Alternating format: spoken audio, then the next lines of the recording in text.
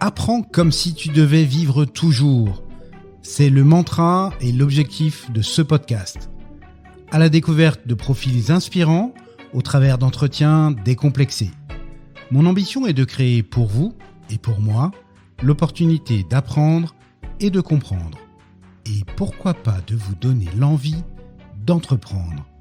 La curiosité et l'ouverture d'esprit sont les maîtres mots. Mon nom est Pierre Barrault et c'est un plaisir que de faire ce chemin avec vous. Ce podcast est sponsorisé par l'ISC Paris, École de commerce et de management. Il est réalisé avec les moyens techniques du studio de podcast du campus Orléans de l'ISC, dont je suis le directeur général. Avec son slogan Be Our Change, l'ISC invite tous ses étudiants à devenir le changement qu'ils veulent voir dans le monde. Une pédagogie d'apprentissage par l'expérience, un modèle unique et original. L'ISC Paris, membre de la Conférence des grandes écoles, propose des programmes Bachelor, programmes Master Grande École, Master of Science, MBA, DBA et toute une offre d'Executive Education. Ces deux campus, parisiens et orléanais, sont résolument tournés vers l'international, avec plus de 150 universités partenaires à l'étranger. L'ISC Paris peut également se prévaloir des plus grandes accréditations internationales, mais aussi d'un réseau de plus de 19 000 diplômés présents dans plus de 80 pays. Si comme moi vous êtes persuadé que tout est possible à qui rêve, ose, travaille et n'abandonne jamais, l'ISC Paris vous donnera l'opportunité de devenir celui que vous êtes. Nous voilà repartis pour un nouvel épisode de La Colle. Avec Jérôme, je vous invite à découvrir le profil d'un autodidacte, entrepreneur multirécidiviste, qui va se livrer dans cet entretien avec transparence et sincérité sur tout son parcours. Il nous raconte sa dernière aventure, Leafy Air. Alors, Leafy Air, ça a pour ambition de révolutionner la prévention des allergies au pollen. Ils ont inventé une solution complexe qui combine des capteurs, de l'intelligence artificielle.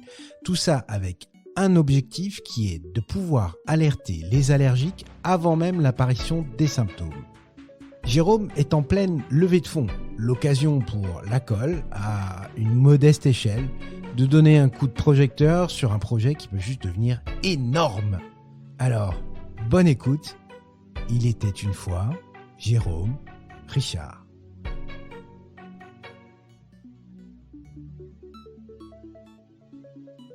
Salut Jérôme. Salut Pierre.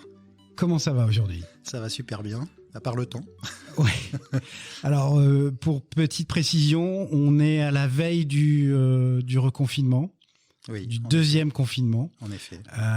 Mais rien ne nous arrête et on va parler aujourd'hui avec toi, Jérôme, d'entrepreneuriat, parce que c'est aujourd'hui ta vie, c'est des choses qui t'animent aussi. Et alors un truc amusant, c'est que quand je t'ai proposé de faire le podcast, au-delà du fait que je t'avais appelé Olivier, je pense, dans mon message, mais ce qui est un détail de l'histoire, mais je t'ai dit, moi, je cherche des profils inspirants, et tu avais l'air de dire que c'était pas toi. Non, c'est pas tout à fait ça. C'est que, oui, enfin, il y a un peu de ça. Enfin, ça a été ma réponse initiale. Et comme ça parle de formation, etc., enfin, comme le fond du sujet, c'est un peu ça, comment on se forme, comment on monte en compétences, etc., apprendre. Et que je suis autodidacte, puisque c'était ça aussi le sujet. Ça m'a fait à la fois drôle et plaisir que je puisse... pour potentiellement être inspirant pour quelqu'un ou pour des gens. Voilà, et donc effectivement, l'expérience que j'ai vécue, mon expérience de vie, mon expérience d'entrepreneur depuis une trentaine d'années maintenant, et oui, ça tourne, eh bien, voilà, ça m'a interpellé. Voilà, et j'ai dit oui tout de suite, évidemment, parce que je pense que j'ai des choses à dire et quelques témoignages à apporter dans ce contexte. Et je pense que les autodidactes sont les plus grands apprenants, hein, parce que justement, très souvent, on va retrouver chez ce type de profil une vraie soif d'apprendre. C'est exactement ça, en fait. Moi, j'ai pas la méthode pour apprendre. J'ai pas appris à apprendre. Et ça, c'est super important. C'est parfois ce qui me manque aussi d'ailleurs, Ouais. d'avoir un peu de structure, de structuration. Ça, je m'en rends compte. Mais malgré tout, il a fallu que j'apprenne quand même et que j'apprenne pour m'en sortir. Voilà, suite à un certain nombre d'événements de vie qui ont fait que il a fallu travailler de bonne heure. Et Ouais, voilà, puis des fois on loupe des coches. et on loupe des coches, mais en l'occurrence, c'était pas le coche loupé, c'était vraiment un événement, enfin des événements. Bref, et tout ça pour dire que il a fallu que j'apprenne à apprendre différemment, que je monte en compétences si je voulais atteindre les objectifs que je m'étais fixés, c'est-à-dire réussir dans la vie quelque part, avoir un métier qui m'intéresse, m'éclater, faire ce que j'ai envie de faire, être indépendant. Voilà, donc effectivement, ma méthode d'apprentissage, elle est probablement pas très conventionnelle, puisqu'elle est au fil du temps, au fil de l'eau, en fonction des sujets. Tous les sujets m'intéressent, mais je pense qu'on y reviendra. Mais globalement, c'est pas de méthode d'apprentissage, pas d'apprentissage de l'apprentissage en ce qui me concerne, mais j'ai développé une faculté à apprendre au fil de l'eau, au fil du temps, et en allant chercher l'information quand j'en ai besoin. Eh ben, ça tombe très bien parce que c'est vraiment l'objet de ce podcast qui est apprends comme si tu devais vivre toujours. Et oui, la curiosité n'est pas un vilain défaut. Donc voilà, on est pile poil dans le sujet. Et on entend les travaux derrière, c'est pas grave. On essaiera de virer ça à la post-production. Je pense pas qu'on y arrive, mais c'est pas grave. Jérôme, est-ce que tu as dévoilé déjà une partie de ton parcours? Est-ce que tu veux te livrer à l'exercice qui consiste à essayer de se présenter? Oui, bien sûr. Donc, en fait, je suis Jérôme Richard, j'ai 53 ans, j'ai des enfants, j'ai 2 enfants, 2 grands-enfants, une fille de 25 ans bientôt et puis un fils de 29 ans qui d'ailleurs travaille avec moi aujourd'hui, ce qui est plutôt sympa. Ouais. On pourra peut-être y revenir. J'ai commencé dans la vie de façon un peu compliquée. Voilà, un événement familial, je le disais tout à l'heure, le décès de ma mère, mon père qui part à l'autre bout du monde et je me retrouve là, au milieu de tout ça, à devoir faire quelque chose de ma vie. Et ça, j'étais en terminale à ce moment-là et je décide L'autre bout du monde, c'est vraiment à l'autre bout du monde. Ouais, c'était physiquement à l'autre bout du monde. Physiquement à l'autre bout du monde. Et donc je me dis, qu'est-ce que tu fais, qu'est-ce que je fais, etc. Donc je pouvais pas continuer comme ça. Et voilà, j'étais en terminale, je fais mon service militaire, je devance l'appel et c'est parti. À l'époque, voilà. Il y avait encore ça. Il y avait encore le service militaire. Je peux te dire, Pierre, que ça a été un vrai bon moment, ce service militaire. Je me suis retrouvé dans une sorte de, pas de cocon, parce que on va pas dire que c'est très agréable en termes de contexte, mais en tout cas j'étais dans un environnement qui m'a permis de me poser, de réfléchir et de voir comment j'allais organiser ma vie derrière. C'était dans quel régiment? J'étais à l'ESMAT, École supérieure du matériel de l'armée de terre, à Châteauroux. Régiment du train? Ouais, non, c'est le matériel. D'accord. C'est pas le train. Okay. Donc Châteauroux, joli port de pêche, bien sûr, comme tout le monde le sait. Qui est maintenant devenue une ville beaucoup plus dynamique avec son nouveau maire. Et donc voilà. Et donc je me retrouve pendant un an là dans ce contexte-là où je commence à essayer de me dire comment tu peux rebondir après, qu'est-ce que tu peux faire, etc. Je passe mon année et puis voilà, j'ai fait une petite formation en sortant avec le niveau que j'avais, avec la région. C'était une formation initiale de support technique logiciel. Donc voilà, donc en fait pour aider les gens à l'époque sur de la micro-informatique comme on l'appelait à l'époque. Un peu geek alors. Toujours. Depuis l'âge de 12-13 ans, à l'époque, il n'y en avait pas beaucoup, mais j'avais déjà des ordinateurs, des Commodore 64, du VIC-20, de l'Atari 500 Amstrad CPC 464. C'est ça, exactement. J'ai toujours eu des ordinateurs, j'ai toujours adoré ça, j'ai toujours été très, très, très geek. Et c'est ce qui va un petit peu faire le jalon de toute ma vie. C'est le fil rouge. Voilà, c'est le fil rouge. Et puis voilà, et j'apprends l'informatique, enfin un certain nombre de choses par moi-même. Et puis voilà, puis je me lance dans la vie, je bosse pour une ou 2 boîtes, je fais un petit écart par la pub dans un journal où je vends des encarts publicitaires dans le 17 Petit Rochelet, parce que je suis originaire de La Rochelle. Et puis voilà, je me lance comme ça. Et puis au bout d'1 an et demi, je viens à Orléans avec. T'avais quel âge? J'avais une vingtaine d'années à peu près. Ouais. Et je viens à Orléans et je monte ma première boîte. Voilà, ça a été Non mais attends, je viens, j'arrive, je monte une boîte. On a loupé des épisodes. Il y a un contexte, ouais. En fait, je monte une boîte avec un associé qui était au lycée avec moi. J'ai fait. Alors, quand je suis parti de La Rochelle, j'ai fait un petit écart sur Blois, sur la ville de Blois, où j'étais au lycée à cette époque-là. Donc, c'est ce que je parlais tout à l'heure. Et j'avais un ami dans ce contexte-là qui lui est venu à Orléans et qui me dit si on montait une boîte, voilà. Bon, ça s'est passé comme ça. Donc il faut une idée, il faut quelque chose. Ouais, à la base. tu sais, on faisait de la pub, on était jeunes, on était beaux, on avait envie de vendre des trucs et on avait envie d'apporter notre dynamisme et nos bonnes idées à des entreprises qui avaient besoin de communiquer. Donc c'est parti comme ça, tout simplement. Et agence com pub alors. Ouais, c'est ça. Ouais, agence com pub avec un créa, voilà le format classique. Bon, c'était en 93, 94, donc c'est pas tout à fait tout jeune. Et voilà. Et donc on crée ce truc-là et je me plante lamentablement. Ouais, t'es pas le premier, t'es pas le dernier. Je me plante pas forcément dans le côté activité, je me plante dans la relation avec cet associé à l'époque. Et voilà. Et donc vous étiez à 50-50 ou... Ouais, on était à 50-50, c'était pas simple. On avait une société en non collectif, c'est un truc un peu désuet maintenant, mais bon, c'était pas très simple. Donc je pars et là je me retrouve un peu dans la panade. Je venais de me marier. Je venais d'avoir un enfant, on était à Orléans, ma femme était venue avec moi et voilà. Et par chance, elle a trouvé du travail dans une grande entreprise, dans la grande distribution, puisqu'elle y travaille toujours d'ailleurs. C'est le groupe Carrefour, on peut les citer peut-être. Ah oui. Et donc elle travaille dans l'agence de voyage, elle est responsable de l'agence de voyage. Bref, elle trouve ce boulot à l'époque et ça a été heureusement qu'elle avait trouvé ce boulot parce que moi j'avais une main devant, une main derrière.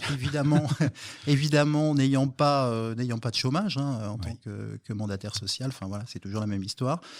Et voilà. Et puis je tourne en rond un petit peu pendant un temps. C'était un peu un échec, c'était un peu compliqué. Je rentre à la Jeune Chambre économique. J'étais entré à la Jeune Chambre économique à cette époque-là et j'avais fait des belles rencontres. J'étais à Blois, la Jeune Chambre économique de Blois. Je fais des belles rencontres et là, je tombe sur un type qui me connaissait, avec qui j'avais pas mal échangé et qui me dit tiens, j'ai envie de monter une concession Apple. Tu sais, voilà. Il me dit t'as plutôt le bon profil, est-ce que ça t'intéresse? Donc en fait, on monte ce truc et on monte une concession Apple. Voilà, comme ça, from scratch. Lui, il avait les moyens, moi j'avais, disait-il, les compétences, et puis on monte cette concession et voilà. Donc c'est passé de l'agencement du local aux formations chez Apple, jusqu'à la vente, l'installation, etc. Mais c'est génial ça comme opportunité. C'est marrant, ouais. C'était marrant, c'était surtout très opportun à ce moment-là parce que je commençais à tourner un peu en rond. Sachant qu'à cette époque-là, on parlait pas encore d'iPhone, etc. Ah non, c'était des Mac. Non, c'était des Mac, c'était tous les Mac. À la limite, à l'époque, on vendait plus à des agences de com. C'était beaucoup plus confidentiel, c'était très cher déjà, mais c'était très chouette. C'était déjà des très très beaux produits. Voilà, donc je passais un petit peu de temps dans cette boîte et voilà. À ton avis, pourquoi il t'a fait confiance? Je sais pas, peut-être que si, j'en sais rien. En fait, je sais pas. Notre relation était une bonne relation. On avait eu des échanges sur ce que je savais faire. On était dans un milieu Jeune Chambre économique qui est assez bienveillant finalement, où on échange beaucoup et où il y a de l'entraide. Il y a des valeurs. Voilà, il y a des valeurs, bien sûr. Un serment, un credo, des valeurs, un credo, ouais, bien sûr.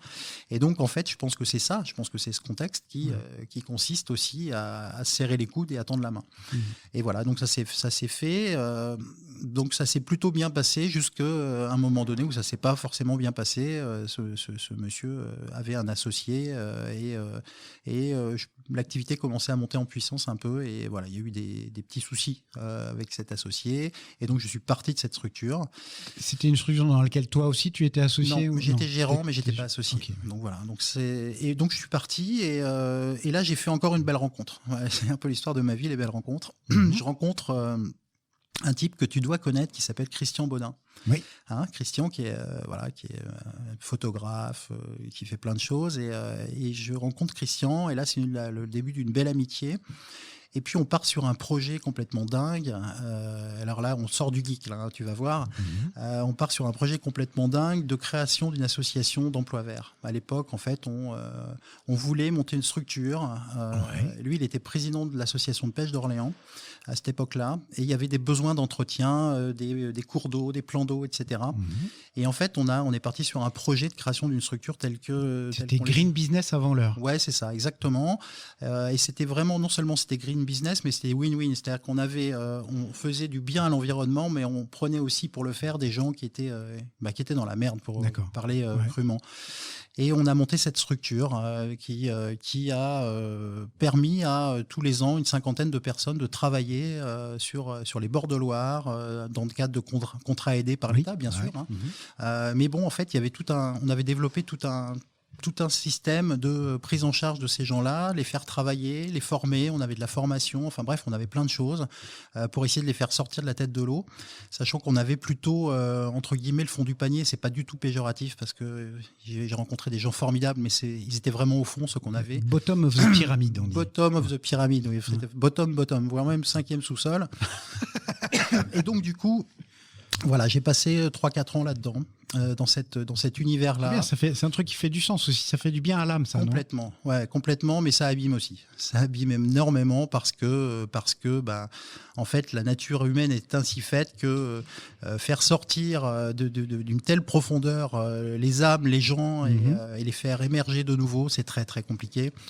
Puis le système est pas non plus très adapté à ça, et donc en fait, on a beau faire tout ce qu'on peut, on a beaucoup d'échecs, on a aussi quelques belles réussites, mais on a beaucoup d'échecs. Oui. Mais sur la masse, je trouve que c'est quelque chose qui est intéressant. Et voilà, et donc j'ai dirigé cette structure, cette association pendant 3-4 ans. C'était quoi l'équation économique autour de ça? Alors en fait, l'équation économique, c'était, il y avait un modèle économique qui était très subventionné, forcément. Donc on avait des aides des différentes collectivités, on faisait payer des prestations d'entretien par les gens qui nous mandataient sur les bords de Loire, sur les plans d'eau, sur du nettoyage, de l'élagage, de la tonte, voilà. Ça se fait aujourd'hui dans les régies de quartier. On n'a rien inventé. Enfin, aujourd'hui, on n'a rien inventé. À l'époque, on était un peu précurseurs. Et puis les contrats de travail étaient des contrats aidés. C'était des contrats à mi-temps avec une obligation aussi de suivi, etc. Donc le modèle il était comme ça. Et, voilà, et on se faisait subventionner par le conseil départemental qui suivait les gens qui étaient à l'époque au RMI. Maintenant c'est le RSA, mais c'était exactement ça. Et on a été un peu précurseur de ce type de structure qui n'existait que très peu à l'époque, et voilà. Et c'était une très très belle expérience. Moi, j'ai des moments formidables en tête avec des gens qui étaient reconnaissants à la fois, mais qui étaient dans la souffrance aussi, qui n'arrivaient pas à s'en sortir et qu'on était désolés. On ne pouvait pas les juger. Et on avait envie de faire ce qu'il fallait.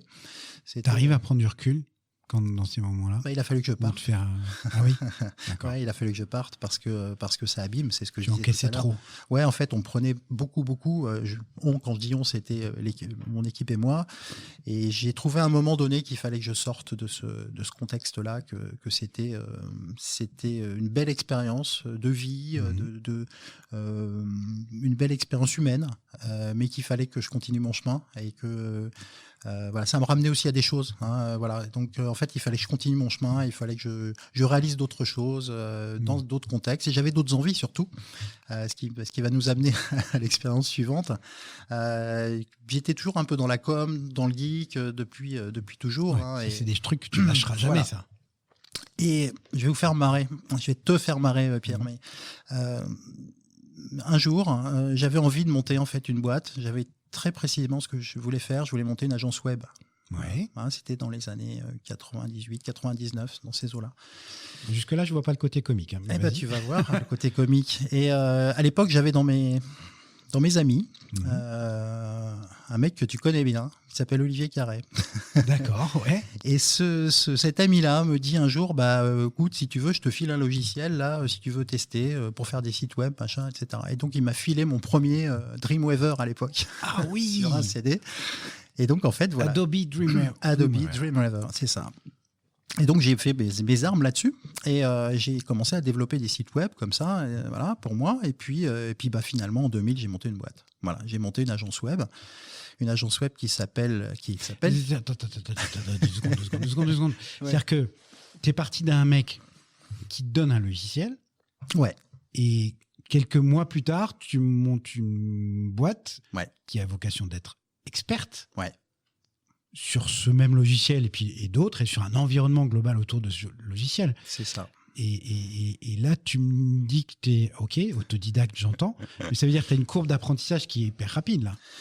Ouais, en fait, c'est un peu aussi ça l'histoire de ma vie. Quand je me mets sur un sujet, j'essaie d'aller jusqu'au bout, j'essaie d'apprendre autant que faire se peut et autant que je peux le faire. Si je peux pas, je passe à autre chose. Et là, il se trouve que j'ai réussi à. Mais tu vois, ça c'est le mec qui a faim, faim et qui a soif, quoi. Ouais, c'est ça. Mais le mec qui est passionné surtout. Ouais. En fait, c'est la passion au moteur. C'est beaucoup plus que le mec qui a faim. C'est pas trop que j'avais la dalle, c'est que j'avais la dalle d'apprendre. J'avais la dalle de réaliser ce que j'avais envie de faire. J'avais la dalle de me réaliser. Et voilà, et donc j'ai appris sur le tas. Je me suis acheté un ordi, j'ai installé le Dreamweaver, j'ai fait des tests. On était dans les premiers sites dynamiques à l'époque avec de l'ASP, sous Windows. Enfin bref, on n'était pas dans du PHP. Active Server Page. Voilà, Active Server Page, c'est ça. Et voilà, et donc il y avait 2 technos PHP qui étaient émergentes, et puis à l'époque ASP de Microsoft. Voilà, j'ai monté ma première boîte comme ça. Je me suis associé avec une personne, et puis je me suis réassocié 6 mois plus tard avec une agence qui existe toujours d'ailleurs, qui s'appelle Force Motrice, que tu connais aussi bien sûr, très bien. avec Bruno Cardet, Alain Foulquier. Et ensemble, on a fait Force Interactive. Voilà, donc j'étais le patron. C'est toi à l'origine de Force Interactive. Ouais, tout à fait. Ouais. Alors parce que pour la petite histoire, effectivement, l'ISC Paris, Campus Orléans, a un fournisseur qui s'appelle Force Motrice, qui est son agence de communication sur le territoire. Voilà. Et donc, en fait, j'ai monté, moi, Force Interactive. Ça a intéressé Force Motrice parce qu'ils n'avaient pas ces compétences-là. Ils n'avaient pas cette connaissance. Ils avaient commencé à sentir que dans les années 2000, c'est quelque chose qui allait prendre un peu de vitesse. On voit ce que ça donne aujourd'hui. Donc en fait, je me suis associé avec eux. Donc ils ont racheté une partie de mon capital. Moi, je suis resté le gérant de cette boîte et je l'ai développé avec eux et aussi de mon côté aussi avec eux pendant 12 ans jusqu'en 2012. Voilà, et on est monté. J'étais tout seul au début. Ensuite, premier collaborateur. Le montage classique de la boîte qui se développe sur le temps, ce qui est complètement inverse de la start-up, mais on en parlera après. Et du coup, voilà, et c'était une belle expérience, franchement. Comment tu trouves les premiers clients ? Alors, c'est par la bande, par le réseau. En fait, j'avais un peu de réseau. Il y avait Force Motrice aussi qui avait évidemment du réseau puisqu'ils avaient des clients. C'était ça le deal. C'était aussi ça. C'est qu'eux, ils avaient des clients qui avaient des besoins. Moi, j'avais la compétence que je pouvais apporter pour répondre à ces besoins. Donc, ça a été un deal gagnant-gagnant tout au long de notre collaboration. Et puis, petit à petit, Force Interactive s'est fait son nom aussi et a eu ses propres clients. C'est ça. Et donc, en fait, on essayait de faire des interactions entre clients digitaux et clients communication classique et réciproquement, et donc des interactions et puis aussi des montées en gamme sur ce qu'on pouvait réaliser. On était sur Orléans les premiers probablement à faire des applications pour des grands comptes, des applications mobiles, sur de l'iPad, sur des présentations commerciales, des choses vraiment très, très innovantes à l'époque. Et moi, j'avais toujours en tête qu'il fallait qu'on soit en avance sur notre marché. Et donc, en fait, on a toujours gardé cette avance avec une grosse partie de R&D permanente sur l'activité. Et le step d'avance qui permettait de vendre parfois souvent plus cher que les autres, mais aussi avec une proposition de valeur qui était bien supérieure. Et ça a très, très bien fonctionné pendant toutes ces années. Ok. Tu te souviens d'un projet en particulier ? Alors, soit parce qu'il était particulièrement difficile ou parce qu'il t'a rendu fier ? Absolument. Ouais. J'ai un projet. S'il y a un projet, c'est le site du domaine national de Chambord. Voilà. On a. Belle référence. Il y avait une symbolique Chambord dans l'inconscient collectif. C'est quelque chose de formidable. Et puis voilà, un jour, appel d'offres. On répond à cet appel d'offres et on gagne. Voilà. Donc et puis après la collaboration s'est faite de façon très, très fluide, mais le fait de gagner, il y a des quick wins comme ça, des petits aboutissements, des petits jalons qu'on pose comme ça, et puis un jour on arrive à décrocher un client qui est emblématique, et puis ça change la vie. En tout il y cas, avait ça des problématiques de billetterie aussi derrière ou pas ? Non, pas du tout. À l'époque, c'était pas en ligne. Non, c'était pas en ligne encore. Mais voilà, on gagne le site de Chambord et sur appel d'offres. Donc il n'y avait pas de question d'influence ou je te connais ou on se tape dans la main. Non, pas du tout. On a gagné sur notre proposition technique et d'accompagnement. Et voilà. Et donc pour moi, c'était une belle journée quand j'ai eu cette réponse. Et puis après, la collaboration était très très sympa. Ça s'est bien passé, on a visité beaucoup, on est allé beaucoup s'imprégner, en fait, c'était ça aussi, parce qu'en fait, ça reste un outil de communication, ça doit être technique, mais on est toujours dans de la communication, donc il faut bien comprendre. C'est vrai qu'il y a des endroits plus dégueulasses que le château de Ouais, Chambord. c'est clair. Et puis voilà, autrement, d'autres exemples, alors ça, c'est force motrice, c'était la Porme, on a bossé avec des grands labos sur des applications pharma, sur des médicaments, sur des présentations pour les visiteurs médicaux, enfin voilà, là, on était sur de l'iPad, sur des choses un peu fun, un peu innovantes déjà. Voilà, donc non, après, on a eu énormément de clients pendant ces 12 années, forcément. On était l'agence qui faisait la plupart des sites Internet. Et à uniquement en local, on va dire région Centre-Val de Loire, ou ça débordait? Non, alors le gros de notre clientèle, notre fonds de clientèle était en région Centre-Val de Loire. Après, des gros clients, comme je te citais tout à l'heure, des Sanofi, des AstraZeneca, etc. Ça, c'est forcément des clients worldwide, mais globalement, ouais, on restait dans notre région et voilà, on se tirait la bourre avec nos concurrents à l'époque, comme toujours, et qui étaient toujours les mêmes d'ailleurs. Et voilà, non, il n'y avait pas forcément une volonté. Enfin, il y avait une volonté d'aller plus loin, mais on était déjà bien occupé avec ce qu'on avait. D'accord. Alors, je ne sais pas si c'est un secret ou quoi que ce soit. Force Interactive, ça représentait un chiffre d'affaires de combien de collaborateurs au max du max? À l'époque, on a dû atteindre dans les 600 000 euros, 700 000 euros. Mais ça va. Bon, pour un prix moyen de site internet entre 20 et 30 000 euros, voilà, à l'époque, c'était les prix. Ça laisse, ça fait pas mal de boulot pour une équipe de 7-8 personnes, 6-7 personnes, avec en plus la créa à côté de Force Motrice qui venait s'intégrer, qui venait intervenir dans les projets. Oui, c'était à peu près dans ces eaux-là. Ouais, et puis il y a un effet vertueux avec le groupe Force Motrice. Oui, complètement. Oui, bien sûr. Ouais, absolument. Ouais. C'était hyper vertueux parce qu'on n'avait pas besoin de nous d'intégrer des créatifs. Eux, ils étaient là. Ils avaient les idées, ils avaient parfois aussi les clients, et souvent d'ailleurs. Et puis nous, on avait la technique. Alors, on a eu quelques débats et quelques difficultés parfois à se comprendre, parce qu'entre ce que voit un créatif dans sa tête et puis ce qui est possible de faire en réalisation technique, à l'époque, c'était moins évident. Aujourd'hui, on a beaucoup plus de possibilités. C'est toujours possible. La question, c'est la difficulté qu'on va avoir à le faire. Voilà, la difficulté. Et à le maintenir. La difficulté, et puis le temps passé. Le temps, c'est de l'argent. Enfin, on a vendu. Bref, il y a aussi ces notions-là. Voilà, c'était deux mondes qui s'affrontaient un peu tout le temps d'ailleurs. Mais je crois que c'est l'histoire du monde, ça, entre ceux qui sont un peu entre guillemets bohèmes et créatifs, et puis ceux qui sont plutôt techniques. Voilà, faut que chacun se rapproche, mais c'était assez sympa. En tout cas, c'était très vertueux comme collaboration. Et alors, tu l'avais fait avant, mais là, tu te retrouves aussi dans cette situation-là où tu es en position de management aussi, de leadership et de management. Complètement, ouais. Et alors, je ne suis pas persuadé que le leadership, notamment, ça doit se vivre pour en prendre pleinement conscience. C'est quoi les chemins ou les expériences que tu as faites à ce moment-là où tu t'es dit, tiens, là, j'apprends? Bah écoute, parce que gérer l'humain, c'est ce qu'il y a de plus dur. Ouais. Alors ça reste dur. Ça reste toute dur. la vie, on est d'accord. Toute la vie, ça reste dur. Ouais, l'humain, c'est compliqué. Moi, dans cette première expérience, significative avec des collaborateurs, etc.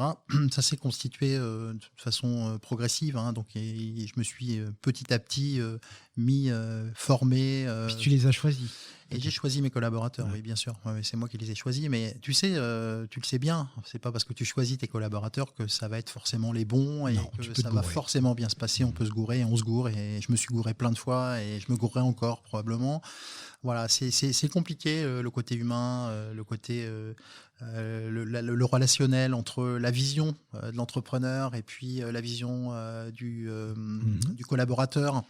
C'est normal, on n'a pas. Alors on a beau avoir des objectifs communs, faire tourner, faire des belles choses, faire des belles réalisations, être au service de nos clients, voilà, se faire du bien, faire des choses sympas.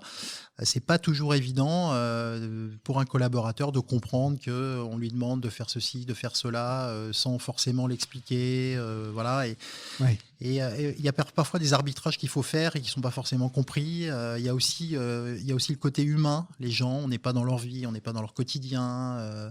On amène tous nos expériences de vie, nos problèmes, etc. à notre travail. On ne sait pas ce qui se passe dans leur vie. Enfin bref, il peut y avoir des paramètres comme ça extérieurs qu'on a du mal à appréhender et qui pour moi sont complexes parce que quelquefois on se rend pas compte.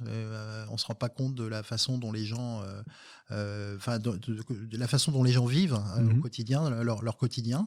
Et donc du coup, parfois on est nous comme d'habitude, et puis ça réagit mal, et voilà. Donc après, voilà. Donc ça, c'est des expériences. Parfois, il y a eu des murs, il y a eu des heurts. Voilà. Moi, ce que j'ai fait, c'est de faire aujourd'hui, par rapport à toutes ces expériences-là, c'est j'essaie de parler, quoi. J'essaie de parler. Le dialogue. Non pas, le dialogue, j'essaie pas forcément de rentrer dans la vie des gens. J'essaie d'être empathique, dans le sens où j'essaie de mettre... Pas être un salaud. Voilà, pas être un salaud. Sachant que c'est pas toujours simple de faire ça. Mais petit à petit, j'ai une posture de moins en moins raide dans mon management, finalement. J'étais beaucoup plus raide au début, et aujourd'hui, je suis beaucoup dans l'empathie, dans la discussion avec les gens, parce que s'il y a un problème, c'est qu'on ne s'est pas compris, c'est qu'on ne s'est pas bien exprimé, c'est qu'il y a eu des drames de la communication. Hein. Mais il y a eu des événements. Et le pire pour moi, c'est de ne pas comprendre, de ne pas pouvoir expliquer les choses. Alors parfois, elles sont inexplicables et on n'a pas forcément envie de les expliquer. Mais souvent, moi, j'ai envie de rentrer un peu dans les détails de pourquoi on en est arrivé là, pourquoi on se parle comme ça, pourquoi on se dit ça, pourquoi ceci, etc. Sachant que tout ça, c'est du ressenti, c'est de l'humain, c'est le mauvais jour, il y a toujours des bonnes raisons, voilà. En tout cas, ça s'est fait progressivement. J'avais un management plutôt raide. Voilà, j'ai 53 ans. À l'époque, on avait une vision un peu différente de ce qu'est l'entrepreneuriat que ce qui se passe aujourd'hui. On a des publics qu'on il y a 20 ans, 30 ans, c'était pyramidal et c'est ça, point barre. Ça. Alors maintenant, on fait des râteaux, quoi. Voilà, on fait des râteaux, c'est très bien. Moi, ça me va bien, les râteaux. Parce que les râteaux, pour moi, on assume tous en même temps. On est tous beaucoup plus impliqués. Pour moi, c'est le système de management qui me va bien. Tout en sachant que parfois, de temps en temps, il faut dire non, il faut prendre la décision quand le système dysfonctionne. Ça peut encore arriver, mais globalement, ce partage des visions, des responsabilités, il est venu petit à petit en ce qui me concerne, et notamment quand je suis passé à d'autres expériences entrepreneuriales où là on était sorti, on repartait de zéro, on évoluait avec notre temps, et du coup en fait on est dans un système où on implique plus les gens en fait en réalité dans le quotidien de l'entreprise et dans son développement. Voilà. Et ce management, moi, je l'ai vécu pas toujours très bien. J'ai eu des super collaborations, comme j'ai eu des trucs très douloureux où là, il a fallu que je me remette dans un mode pyramidal, il a fallu que je prenne des décisions, il a fallu que je colle des stops monumentaux, ou que j'aille au charbon. Des coups de frein brutal. Oui, c'est ça. Oui, bien sûr. Coup de frein brutal, comme dirait notre président. Ouais. Mais parfois, c'est indispensable. Ça sert à rien de laisser... quand on a épuisé toutes les voies de recours amiables, entre guillemets, voilà. Mais... autant que faire se peut, ça j'évite. Ouais, c'est toujours un constat d'échec pour toutes les parties. Donc. Ouais, c'est pas plaisant et moi ça me touche en plus. Ça me touche énormément. Moi j'aime pas le conflit en fait. En vrai j'aime pas le conflit, même si je sais parfois et si je peux avoir parfois une image un peu différente de celle que je suis en train d'évoquer, mais j'aime pas le conflit et j'aime bien que les choses se passent de façon fluide en général et dans le management en particulier. Parce que tu penses qu'on me colle une image un peu cash et rentre dedans? Ouais, mais c'est le cas. Je suis cash et rentre dedans. Je suis le cash et rentre dedans parce que je suis assez sans filtre en fait. Je suis bien éduqué, rassure-toi, mais globalement, j'aime pas la connerie, quoi. Ouais. J'aime pas la connerie, j'aime pas l'injustice, j'aime pas les gens qui disent et qui font pas, j'aime pas les engagements non tenus. T'es un homme de parole, donc. Ouais, je suis un homme de parole, je suis quelqu'un de fidèle, et ça c'est important pour moi en tout cas. Et donc tout ce qui déborde de ces valeurs-là. Ça mérite. Voilà, il y a plein de sujets. La politique en fait partie aussi. On pourrait aussi en parler. Mais voilà, il y a plein plein de sujets comme ça qui m'irritent et voilà, je suis un homme de parole et ce qui est dit, voilà, sous réserve qu'on puisse pas expliquer pourquoi on n'a pas fait les choses ou pourquoi il peut y avoir des événements aussi, ça aussi j'ai appris, hein, on peut intégrer aussi des choses entre temps qui peuvent faire changer les gens, les choses pour des bonnes raisons, mais pour peu que tout ça soit pas respecté, moi dans ces conditions-là, je suis un peu voilà, je peux être un peu cash et dire assez franchement ce que je pense et c'est pas toujours bénéfique en ce qui me concerne. C'est pas toujours bénéfique, mais j'assume complètement. Backfire. Ouais, je suis capable de dire stop quoi. Quel que soit l'enjeu. C'est-à-dire que je suis assez. T'as le mérite le soir quand tu te couches ou le matin quand tu te lèves de pouvoir te regarder dans la glace et te dire. Ouais, tout à fait. Ouais. Alors après, je dis pas que c'est simple. Hein. Non. Et puis les factures sont lourdes des fois. Les factures sont lourdes, mais voilà, à partir du moment où tu as pris la décision, tu payes la facture et après ton il quitte, mais tu sais tu sais pourquoi tu l'as fait et t'es en paix avec ta conscience. Voilà. Par contre, voilà, il faut pas faire ça tout le temps, bien sûr. Hein. Faut pas que ça soit un mode de vie. Non. Voilà, moi j'ai l'habitude souvent de pousser le curseur assez loin dans ces choses-là, de façon à me dire bon, bah là ça y est, là t'es arrivé au bout, t'as expérimenté, t'as été jusqu'au bout du truc. T'as épuisé les options. Voilà, t'as épuisé les options. Maintenant, bah non, ça le fait pas quoi. Alors par contre, il me faut parfois un peu de temps parce que je laisse quand même beaucoup la chance à ce truc-là. Mais une fois que c'est parti quoi. Et donc 12 ans, Force Interactive. C'est ça. Qu'est-ce qui se passe après? Ou au bout des 12 ans? Au bout des 12 ans, il y a une séparation. Ouais. Il y a une séparation avec mes associés. On a quelques petites divergences sur plus stratégiques que philosophiques, etc. Et puis surtout, moi, c'est encore une fois l'envie de sortir, de rendre ma vie encore plus dynamique, d'aller sur d'autres sujets. Tu cherches toujours le prochain challenge, en fait. Exactement. Ouais. Et là, je me dis, bon, bah là, faut que je quitte Force Interactive. On s'entendait plus vraiment avec Alain et Bruno. Alors, Comment on peut ne plus s'entendre avec Alain? Bah écoute, c'est compliqué, mais c'est compliqué, c'est encore plus compliqué. Au bout de 12 ans, je peux comprendre. Non, c'est encore plus compliqué que tu le penses en fait. Mais bon, on peut pas ne plus s'entendre avec Alain. En effet, voilà, Alain est quelqu'un de très humain et très humaniste.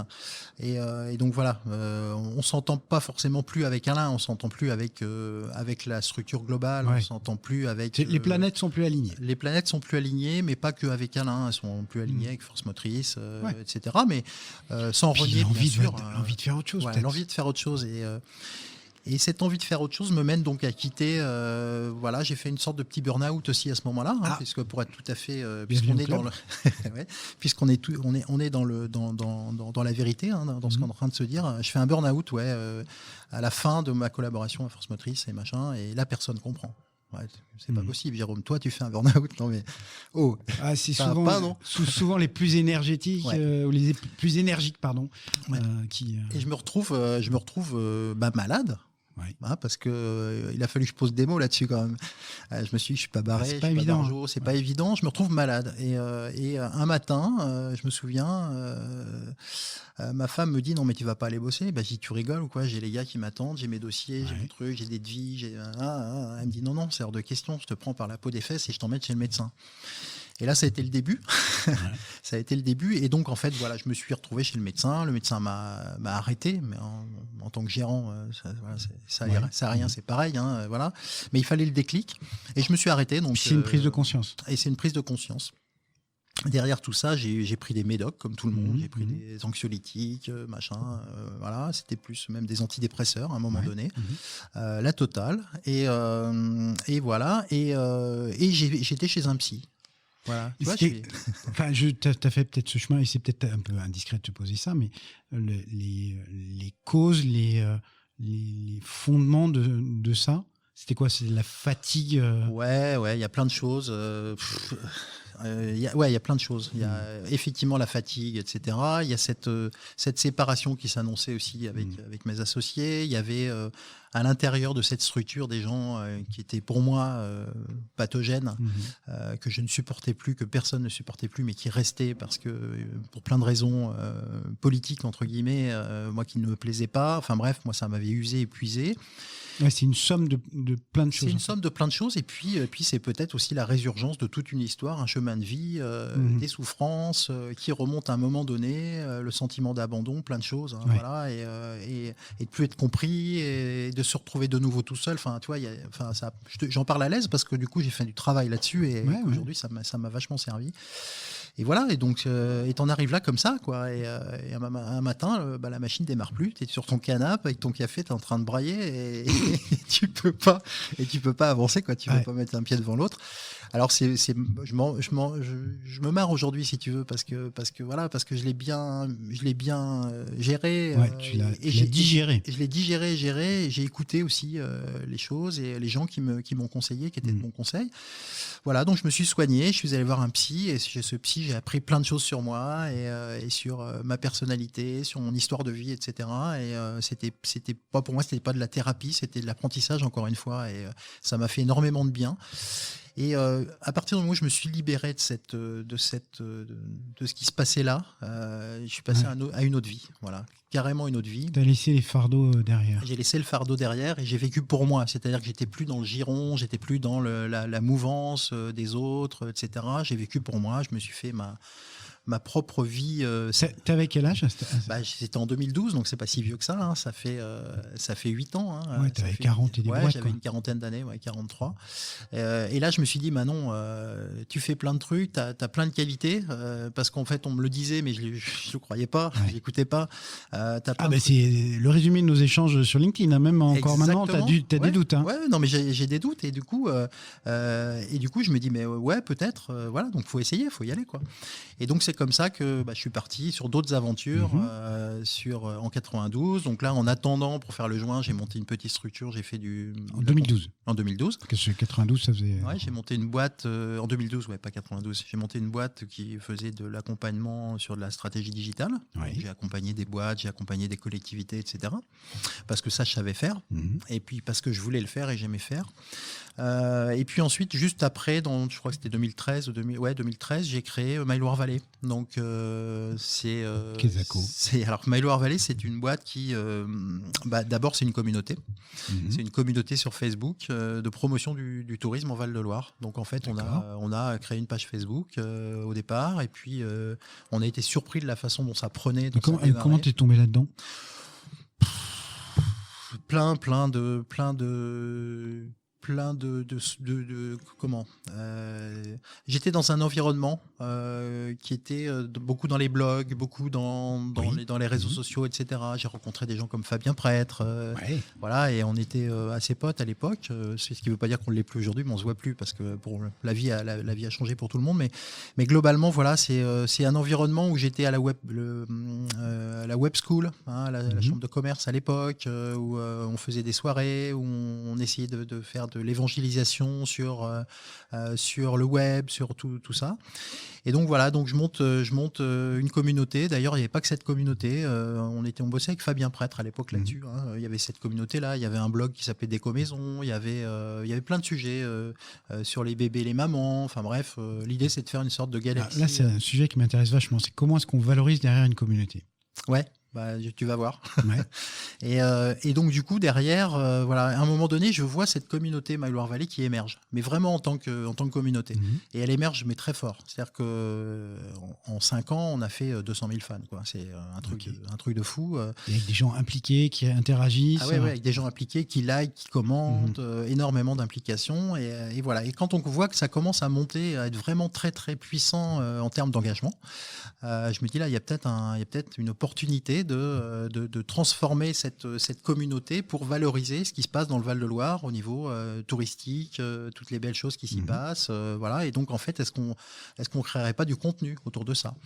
Et donc, on crée dans un premier temps un blog qui est devenu un site web de contenu sur lequel on rédige des articles, voilà, et on les relaie sur nos réseaux sociaux, etc. Et puis, on développe un modèle économique autour de ça, qui est basé à la fois sur du référencement naturel, sur des articles de blog et des articles qui sont sur un WordPress. On les relaie sur nos communautés, donc ça fait de l'engagement, les gens vont voir, ça donne de la visibilité à nos articles. Donc ces articles-là qu'on a fait pour nous, dans un premier temps, on commence à les monétiser, on commence à aller les vendre à des gens qui sont dans le tourisme, qui travaillent sur des châteaux, sur des lieux de visite, sur des restos, etc. Des vignerons. Et puis voilà. Ce que tu vends, c'est des formats publi-reportage? C'est ça, ouais, exactement, c'est du publi. Et puis voilà, et puis on démarre un peu, on commence à monétiser My Loire Valley comme ça.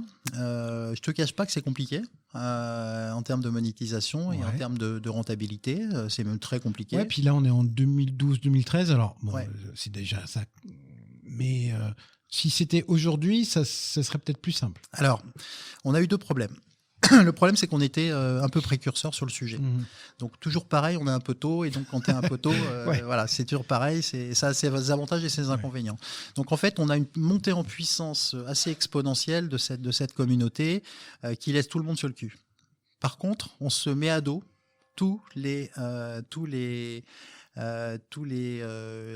gens qui travaillent de façon officielle dans ces domaines-là. Globalement, les offices de tourisme, ils doivent être contents, pourtant, la région. Tu prêches pour eux quand même. Ouais, mais bon, ils essaient de faire des réseaux sociaux, ils essaient de faire du contenu, ils essaient de faire de la promotion sur les réseaux sociaux, sur le web, etc. Ils n'y arrivent pas à l'époque. Et donc, nous, on arrive comme une fusée, on éclate tout, enfin bref, et donc on ne se fait pas que des amis. On se fait pas que des amis. Et je le comprends aujourd'hui. Autant j'étais tendu à l'époque et je me battais bec et ongle contre tout ça, autant je le comprends à l'époque parce qu'il y avait des gens qui n'y arrivaient pas, mais il y avait des gens qui nous disaient bah oui, mais on peut pas vous donner de l'argent pour faire ce qu'on fait déjà par ailleurs, même si on le fait pas bien, voilà.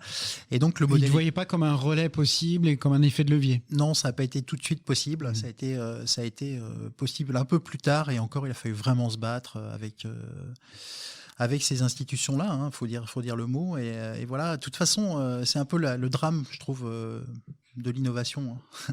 En règle générale, quand tu arrives avec des choses qui sont un peu disruptives, on te regarde de travers, on essaie de te dézinguer, on essaie de dire que ça ne fonctionne pas ou que ça ne fonctionnera pas, on n'essaie pas de te promouvoir, on n'essaie pas de t'utiliser, on n'essaie pas de valoriser ce que tu as déjà fait et ton savoir-faire, on est plutôt dans la prudence. C'est Idriss Aberkan qui modélise les étapes d'une révolution comme étant ridicule, dangereux, évident. Exactement. Tu passes ces trois étapes-là. Voilà. Et sauf que on s'est arrêté à dangereux. On s'est arrêté à dangereux. Mais bon, en fait, voilà, on avait l'impression d'être dans le vrai, on avait la certitude d'être dans le vrai, on voyait tellement l'engagement. En fait, c'est dingue parce qu'on avait une audience de malades. On avait beaucoup de visites sur le site, beaucoup d'audience sur la page Facebook, et on comprenait pas que des gens qui étaient dans le tourisme, qui étaient censés le gérer, le promouvoir, etc., ne se rallient pas à cet outil-là et nous donnent pas les moyens de continuer à exister. Enfin, c'était assez frustrant et voilà. Mais bon, c'est comme ça.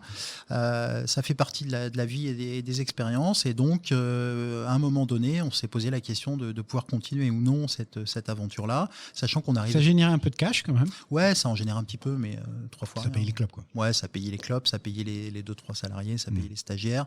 Mais c'était pas un modèle scalable. On a essayé de réfléchir à la scalabilité. On a créé d'autres communautés, etc. Reproduire le modèle. Voilà, reproduire le modèle. Mais bon, voilà, c'était compliqué. Et puis voilà. Et puis on a à un moment donné vendu My Loire Valley. On a trouvé un acquéreur. Cet acquéreur, c'est pas un secret puisque il y a eu de la communication autour de ça. C'est Crédit Agricole, la caisse régionale Centre-Loire, qui on s'est retrouvé sur un certain nombre. C'est toujours bien de se mettre avec les banquiers. Ouais, mais au-delà de ça, en fait, on avait des vraies valeurs en commun. C'est-à-dire que le Crédit Agricole, à mon sens, et ça ne veut pas dire que les autres banques ne font pas des choses bien, mais le Crédit Agricole est resté quand même une banque de proximité, en vrai. Dans les petits villages, en fait, on a encore pas mal d'agences, alors que les autres sont partis. Il y a un côté sociétariat qui est pas très dynamique, mais qui mérite d'être valorisé. Il y a des valeurs sur, je crois que 50% des clients du tourisme sont clients du Crédit Agricole. Enfin bref, voilà, il y avait des choses comme ça qui faisaient qu'on se rapprochait sur un certain nombre de choses et qu'ils ont pensé qu'il y avait une opportunité pour eux de pouvoir récupérer cet outil-là pour continuer à le faire fonctionner de la même façon, hein, sans forcément derrière avoir d'autres visées. D'ailleurs, il n'y en avait pas et d'ailleurs, ça continue comme ça. Voilà, donc en fait, on s'est fait racheter par... C'est une bonne tactique, hein, plutôt que de monter eux-mêmes quelque chose qui aurait pris du temps, etc. Enfin, voilà. C'est ça. Donc en fait, ils ont racheté. Ils ont gagné du temps. Ils ont gardé les collaborateurs, ils ont embauché des nouveaux collaborateurs, ils ont évidemment mis un patron à la tête de cette structure. Voilà, et puis bon, ils continuent, hein, ça continue. My Loire Valley, tu regarderas, tu connais pas, mais tu regarderas. Si, j'ai regardé. Tu as regardé déjà. Et du coup, et donc voilà, My Loire Valley fonctionne, continue à exister, continue à faire son job, la communauté continue à augmenter, un peu moins fort et un peu moins vite qu'elle ne l'était à l'époque, mais c'est normal. Il y a aussi les algorithmes de Facebook qui ont beaucoup changé et qui font que la mise en valeur de tout ça est un peu sous-pondérée. Voilà, et donc... Il t'a émis des clauses d'exit, c'est-à-dire tu devais rester un certain temps ou ça devait... Oui, alors il y avait... Non, il y la avait pas vraiment... communauté devait être à peu près pérenne sur X mois. Non, il n'y a pas eu ce genre de clause. Par contre, je suis resté pendant un petit moment dans la structure pour continuer à les accompagner, être un peu l'ambassadeur, hein, pour pas qu'il y ait de rupture. Donc je l'ai fait avec plaisir, ça s'est bien passé. J'ai pas été énormément sollicité d'ailleurs parce que l'équipe en place était déjà voilà, donc j'ai continué à fonctionner avec eux en tuilage, on va dire, pendant un an. Et puis après, ils ont continué. Ils avaient pas besoin de moi et ça s'est bien clôturé cette affaire-là. Voilà, donc bon, c'était pas une réussite retentissante, My Loire Valley. C'était un super expérience, super succès d'estime. Tu veux dire que tu n'as pas pu prendre ta retraite après avoir vendu? Non, parce que c'est pas forcément l'objectif. Et puis j'ai encore un peu de temps avant ça. Mais non, c'est parce que j'aurais voulu en faire quelque chose je sais qu'il y avait potentiellement des choses à faire, mais j'ai pas trouvé, tout simplement. J'ai pas trouvé la martingale, le truc qui faisait que ça allait fonctionner et que ça allait tout exploser, tout déchirer. C'est comme ça, c'est la vie. Voilà, on a réussi à... Voilà, on a réussi à le pousser jusqu'au moment où on pouvait déjà pousser. Monter une communauté à 200 000, c'est déjà un bel exploit quand même. Ouais. Ah mais oui, c'est un peu de boulot aussi. Oui, complètement. C'est un peu de boulot, c'est un exploit qui coûtait des week-ends, etc. Parce qu'il fallait faire 8-10 postes par jour, parce que voilà, 8-10 postes par jour, par 365 jours, samedi, dimanche, jour férié, week-end, machin, t'as beau faire de la programmation, enfin bref, fallait faire, bref. Mais bon, oui, c'était un chouette truc et je suis très fier de cette réalisation. C'est vraiment une très très belle expérience qui a rajouté une corde de plus à mon arc et voilà.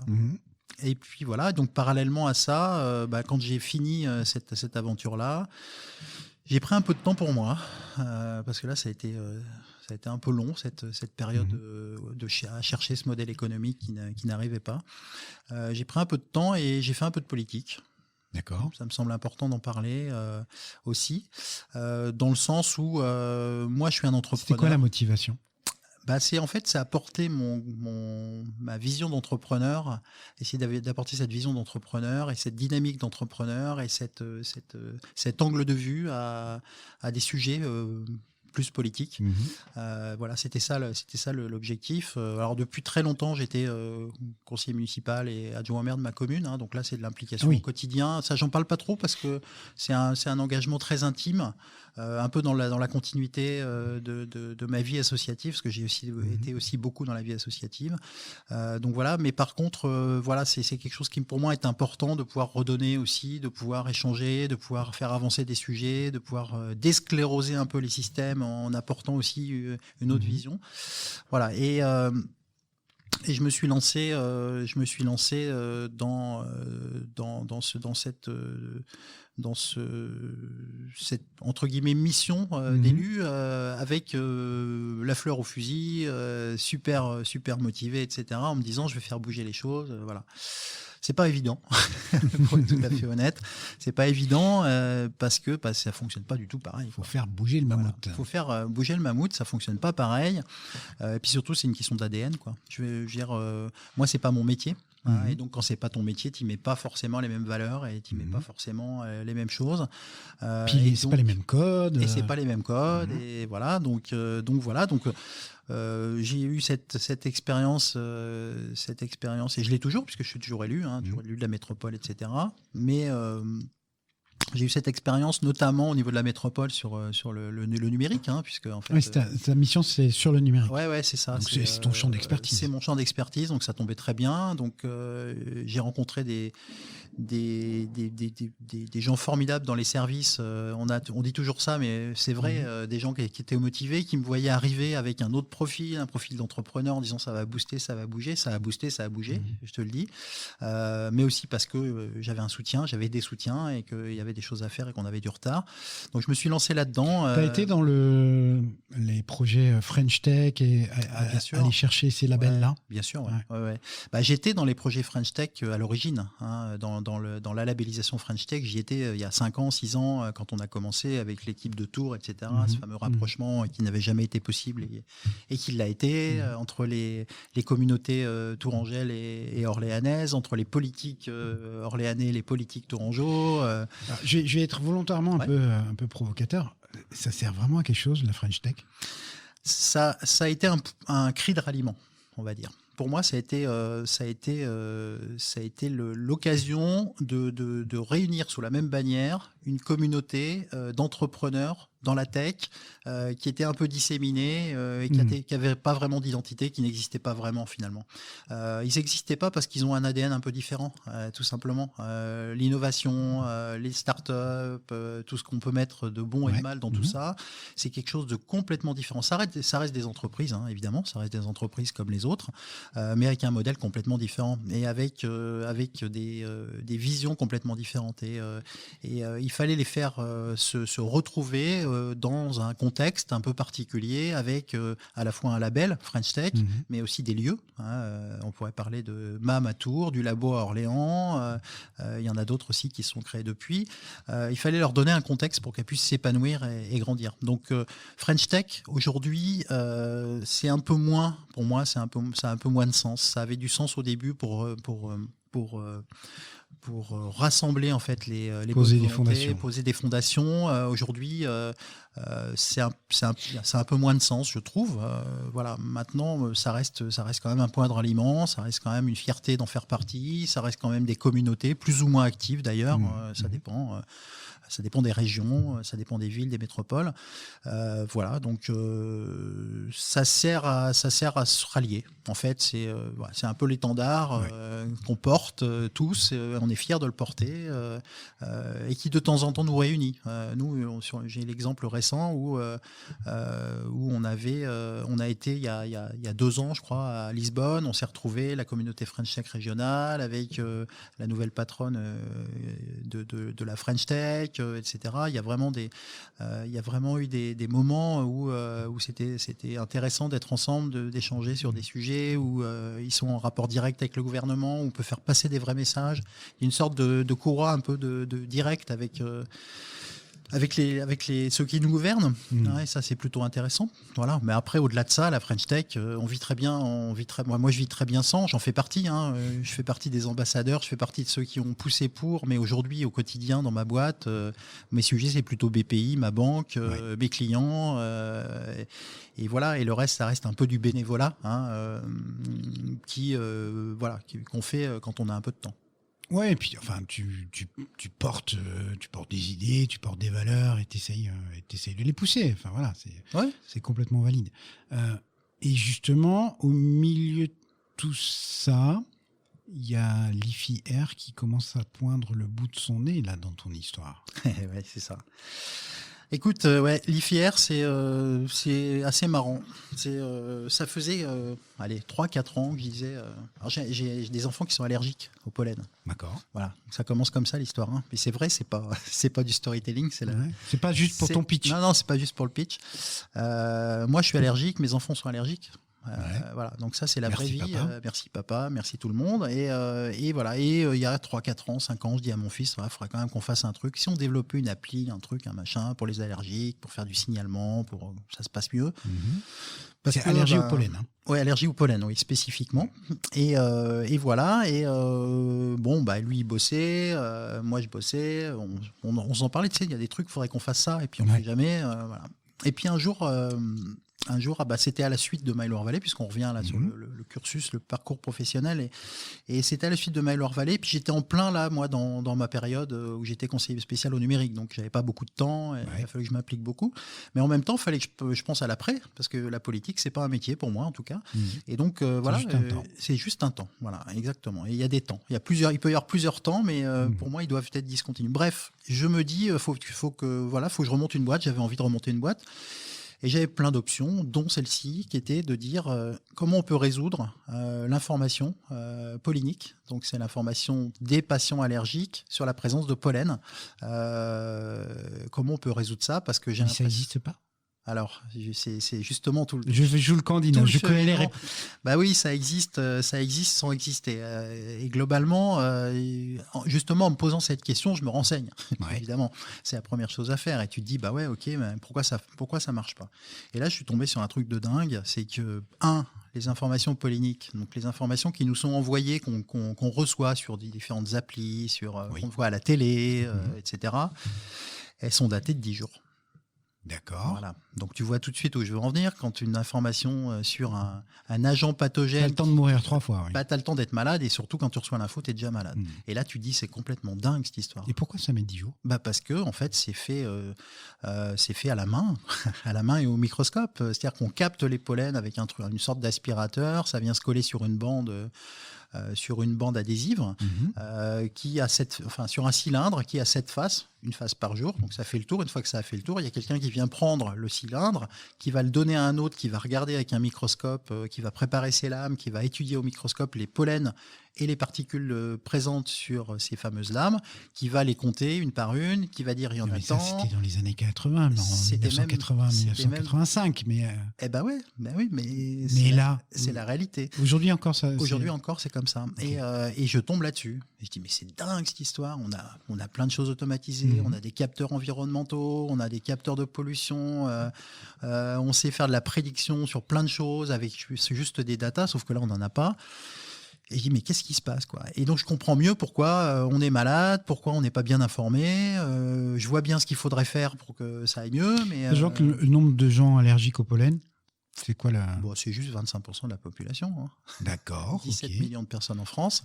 C'était 3% dans les années 70 et ce sera 50% en 2050. Donc, c'est pas tout à fait anodin. Avec des coûts directs, indirects, qui avoisinent les 15 à 17 milliards en France et 120, 130 milliards en Europe. Je parle pas de millions, je parle de milliards. Et voilà, c'est coût sur la santé publique. Santé publique, arrêt de travail, absentéisme, présentéisme aussi, puisque c'est une notion maintenant qu'on commence à intégrer dans les notions de coûts de santé publique. Bref, c'est faramineux. Et voilà. Et donc pendant 1 an, je m'infuse, c'est le mot, tout ce qui passe sur les sujets. Je me dis, c'est quand même pas possible, il y avait des trucs qui existent, des capteurs, des mecs qui ont inventé des trucs, des brevets, des thèses. Comme Dreamweaver, ça y est, tu te jettes dedans ça, et tu t'en bouffes. Voilà, j'en bouffe, je fais que ça. Je m'infuse des trucs, je suis pas scientifique et je commence à rentrer dans des thèses, dans des choses un peu complexes. Voilà, j'ai pas la prétention de dire que je suis un spécialiste des pollens, mais je pense que j'ai bien tu sais lire. Mais je sais lire. Et je sais lire et j'ai un cerveau, j'essaie de m'en servir. Et donc là, la synthèse de tout ça, c'est qu'il n'y a pas de capteur automatisé de pollen qui existe. Okay. Tous les gens qui ont essayé de le faire n'ont pas réussi à le faire. Donc là, c'est vertigineux. Et on sait pourquoi ils n'y arrivent pas? Parce qu'ils n'ont pas trouvé le bon truc pour le faire et qu'il y a des écueils, et les écueils on les rencontre aussi, des écueils monumentaux sur tout ça. Et je m'aperçois que la seule chose qui manque en fait, qui pourrait nous manquer pour qu'on y arrive, ce serait de pouvoir les détecter, ne serait-ce que les détecter en temps réel. Parce qu'aujourd'hui c'est pas du temps réel. Bon, déjà. Ouais. Et puis, c'est pas numérisé, c'est humain. C'est-à-dire qu'il y a un mec qui va dire il y a 30 tant de grains de tel pollen, tel jour, à telle heure. Donc, si on arrive à faire de la génération de données automatisée, de qualité, sur les pollens, les différents pollens, là, on peut faire ensuite derrière de la data science, de faire de l'IA, on peut faire tourner des Une modèles. fois que tu as collecté les données, métadonnées et Voilà. autres joyeusetés. Et donc, la barrière à l'entrée, c'est bien les données et c'est bien la génération de données. Donc là, je me dis, c'est pas compliqué, faut générer des données. sauf que c'est pas évident parce que quel techno va être capable de compter en temps réel des particules qu'on voit pas à l'œil, qui sont microscopiques, c'est quelques microns. Puis, alors, j'y connais rien, mais en fonction des pollens, ça doit pas être les mêmes, ça doit pas être la même taille, ça doit pas être les mêmes. Voilà, il y a autant de pollen dans la pièce dans laquelle on se trouve là. Si la fenêtre est ouverte, il peut y avoir des pollens, mais il peut y avoir des particules carbonées, il peut y avoir du sable, il peut y avoir de la poussière, plein de choses. Bref, il y a plein de choses dans l'air qu'on voit pas, mais qui sont vraiment très, très matérialisées. Et donc voilà. Et je rentre dans la phase de réflexion sur la solution. Voilà. Et là, c'est pas le plus simple, évidemment, parce qu'il y a moi, j'ai bien des idées. T'es tout seul sur le coup ? Alors, ouais, je suis tout seul. J'ai commencé à embarquer mon associé actuel en lui parlant de mon idée. Il me dit, ouais, c'est top, machin, c'est génial, c'est une bonne idée, machin, parce que je fais valider un petit peu autour de moi. Bien sûr, ouais. Mais à cette époque-là, il n'y avait rien. C'est-à-dire que j'avais juste l'idée. Et puis voilà. Et puis, je rencontre, encore une rencontre. Voilà, encore une belle rencontre. Et la vie est ainsi faite. Je rencontre un chercheur qui travaillait qui est spécialiste des particules dans l'air, qui travaille dans un labo du CNRS, le LPC2A à Orléans. Et je vais voir Jean-Baptiste et je lui dis moi j'ai ça comme idée. Je sais que toi tu travailles sur telle chose, tel type de particules. Est-ce que tu penses que dans tes méthodologies, dans tes outils, on pourrait appliquer ça au pollen? Il me dit ouais, je pense. Il dit j'ai jamais fait de recherche sur les pollens, jamais sur le vivant, sur des particules vivantes. Et lui, il travaille plutôt sur des particules inertes, carbone et autres. Et il me dit on peut voir, pourquoi pas, voilà. Donc je lui dis banco. Est-ce que tu acceptes qu'on fasse un test sur cette idée-là, sur cette techno-là que j'avais identifiée, avec des pollens, des vrais pollens. Donc je commande des pollens. Donc déjà c'est un vrai. Où est-ce que tu commandes? Sur pollen.com/fr?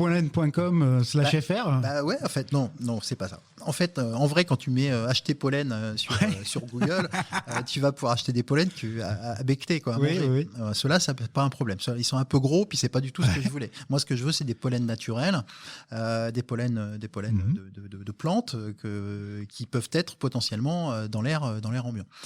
Et je trouve pas. Alors je trouve une boîte qui s'appelle Stalergen, qui est une boîte française. Voilà, Stalergen, qui est un. Ils sont pas à Courbevoie, eux. Si, ils sont à Courbevoie, mais ils sont aussi. Mes vieux clients d'il y a 25 ans, Stalergen. Et Stalergen, en fait, ils travaillent sur des traitements de désensibilisation pour les allergiques et sur des traitements autres que des sensibilisations. Et figure-toi que ces gens-là, ils ont inventé une machine pour faire la récolte de pollen. Voilà. D'accord. Et ils font la récolte de pollen, mais ils ont une filiale qui s'appelle Greer, Stalergen Greer, qui se trouve aux États-Unis. Et je trouve en fait mes pollens qui sont issus d'une boîte française, je les trouve aux États-Unis. Je trouve un site internet sur lequel je peux acheter des échantillons de pollen. Bref, je trouve des pollens. Je commande des pollens. Bon, entre parenthèses, ça coûte une blinde. Vaut mieux faire du pollen que du safran. C'est vrai. Ouais, c'est pas donné. Mais c'est comme ça. Et je commande des pollens. Donc là, c'était sur fonds propres. Il n'y avait pas de structure, il n'y avait rien. Et j'amène. Non, mais tu creuses ton idée. Je creuse. Et je vais voir JB et je dis tiens, voilà mes pollens. Et on les passe dans un appareil de laboratoire qui est censé reproduire la future techno qu'on allait potentiellement développer. Oui. Et là, on trouve un truc de malade. On trouve que effectivement, des pollens différents peuvent avoir une signature différente. Oui. Voilà. Donc globalement, une signature lumineuse, puisque c'est de l'optique, différente. Donc deux pollens qui sont passés à un moment différent ont une réponse, une courbe différente. Ça veut dire quoi? Ça veut dire que sur ces 6 pollens, j'avais 6 réponses différentes. Ça veut dire que la techno, pour peu qu'elle soit transposable, miniaturisable, développable, avait la capacité à discriminer les pollens ou à avoir des différences entre les différents pollens. Donc un pollen de bouleau, un pollen de bouleau, de graminées, de chêne, de hêtre, de ce que tu veux, d'ambroisie puisque c'est à la mode. Et voilà. Et ça, c'est quasi immédiat. Ça, c'est quelques semaines, voilà.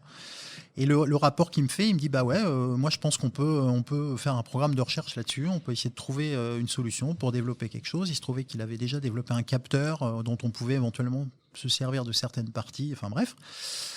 Et à partir de là, moi j'ai cette réponse, je me dis ça y est, j'ai ma techno. Alors, on en est loin quand même, hein, mais j'ai au moins la technologie qui peut permettre de. Et donc on crée la boîte. On crée la boîte au mois de novembre. Donc ça, c'était au mois de juillet-août, et au mois de novembre. Donc 3 associés ?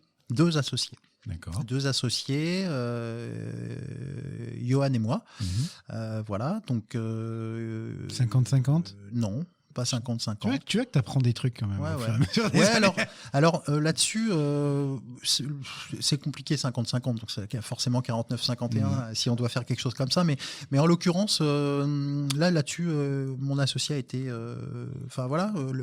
il savait d'où venait l'idée. Lui, il n'avait pas non plus tout le temps à y consacrer, etc. Donc en fait, on s'est réparti les choses de façon très fluide. Fair deal. Voilà, un fair deal, et ça a toujours été comme ça avec lui, et ça continuera, j'espère, très longtemps. Et voilà, et donc on crée cette structure, voilà, et on fait un contrat de collaboration avec le CNRS, ce qui est très important. C'est-à-dire que là, on est en train de sceller. C'est-à-dire que tu as le tampon du CNRS aussi. Alors j'ai le tampon, mais j'ai la compétence aussi, et surtout, et ça m'évite moi d'aller chercher des compétences un peu partout pour reproduire, pour essayer de cloner des choses qui sont déjà acquises et qui maîtrisent. Et on signe un contrat de collaboration dans un temps record, en 3 mois. De mémoire de ceux qui ont fait des contrats de collaboration avec le CNRS, c'est assez rapide. Et donc en fait, on crée ce contrat de collaboration. On signe ce contrat. Ça implique quoi, cette notion de contrat de collaboration ? Eh bien, ça implique d'écrire ce que l'on attend, nous, du CNRS, du laboratoire, en termes de livrables, tout simplement. Okay. Voilà. L'objectif, c'est de créer un capteur qui va faire ça, et pour arriver à discriminer ça. Ouais. On a aussi mis une partie, pas uniquement une partie développement du capteur, on a mis une partie technique et scientifique, on va dire, suivi, recherche sur les résultats qu'on va générer avec ce futur capteur, et puis aussi sur l'encadrement de doctorants, puisqu'on a chez nous ce qu'on appelait avant des thésards, maintenant qu'on appelle de façon plus élégante des doctorants. On en a 2 actuellement, qui vont être encadrés par des chercheurs pour leur transmettre leur savoir et les encadrer. Ça permet d'aller chercher des aides aussi. Alors oui, parce qu'on est sur des notions de thèse CIFRE avec la NRT, et donc en fait on a un financement. Thèse CIFRE, ouais. Comme je sais pas, je connais pas l'acronyme. Bon, en gros, ça veut dire que tu reçois de l'argent de l'État. Ouais, c'est ça. En fait, c'est une subvention de 14 000 € par an, que c'est pas tout à fait négligeable.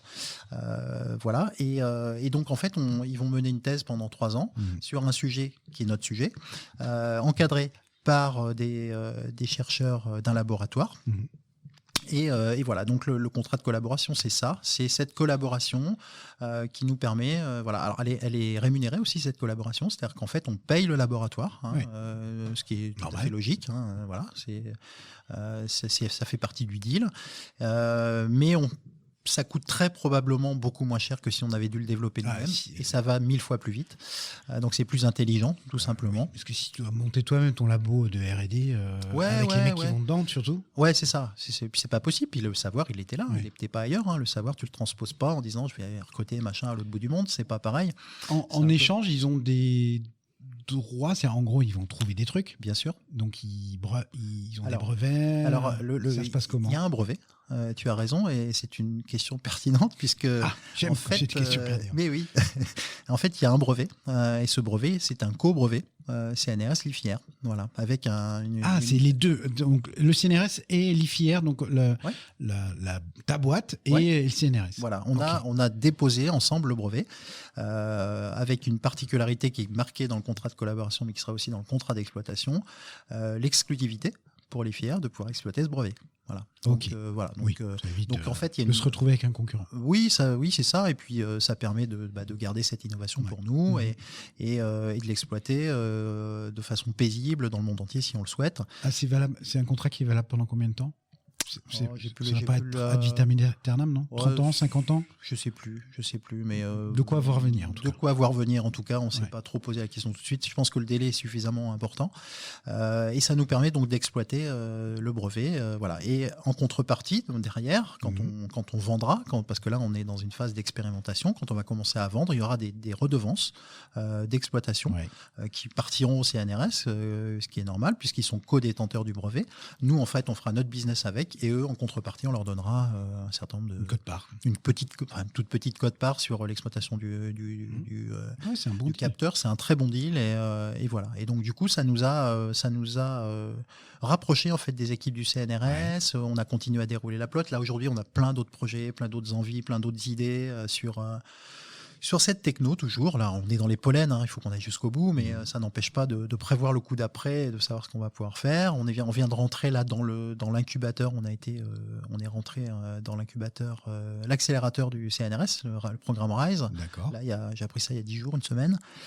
C'est intéressant parce que justement, ça nous fait rentrer en réseau, en résonance avec l'ensemble des labos du CNRS, avec CNRS Innovation. Enfin voilà, donc ça donne des perspectives intéressantes. Ouais, parce que là, tu es à un moment où tu as donné l'impulsion, la voiture commence à avancer, en même temps qu'elle avance, tu continues à la construire, éventuellement à changer des bouts de moteur.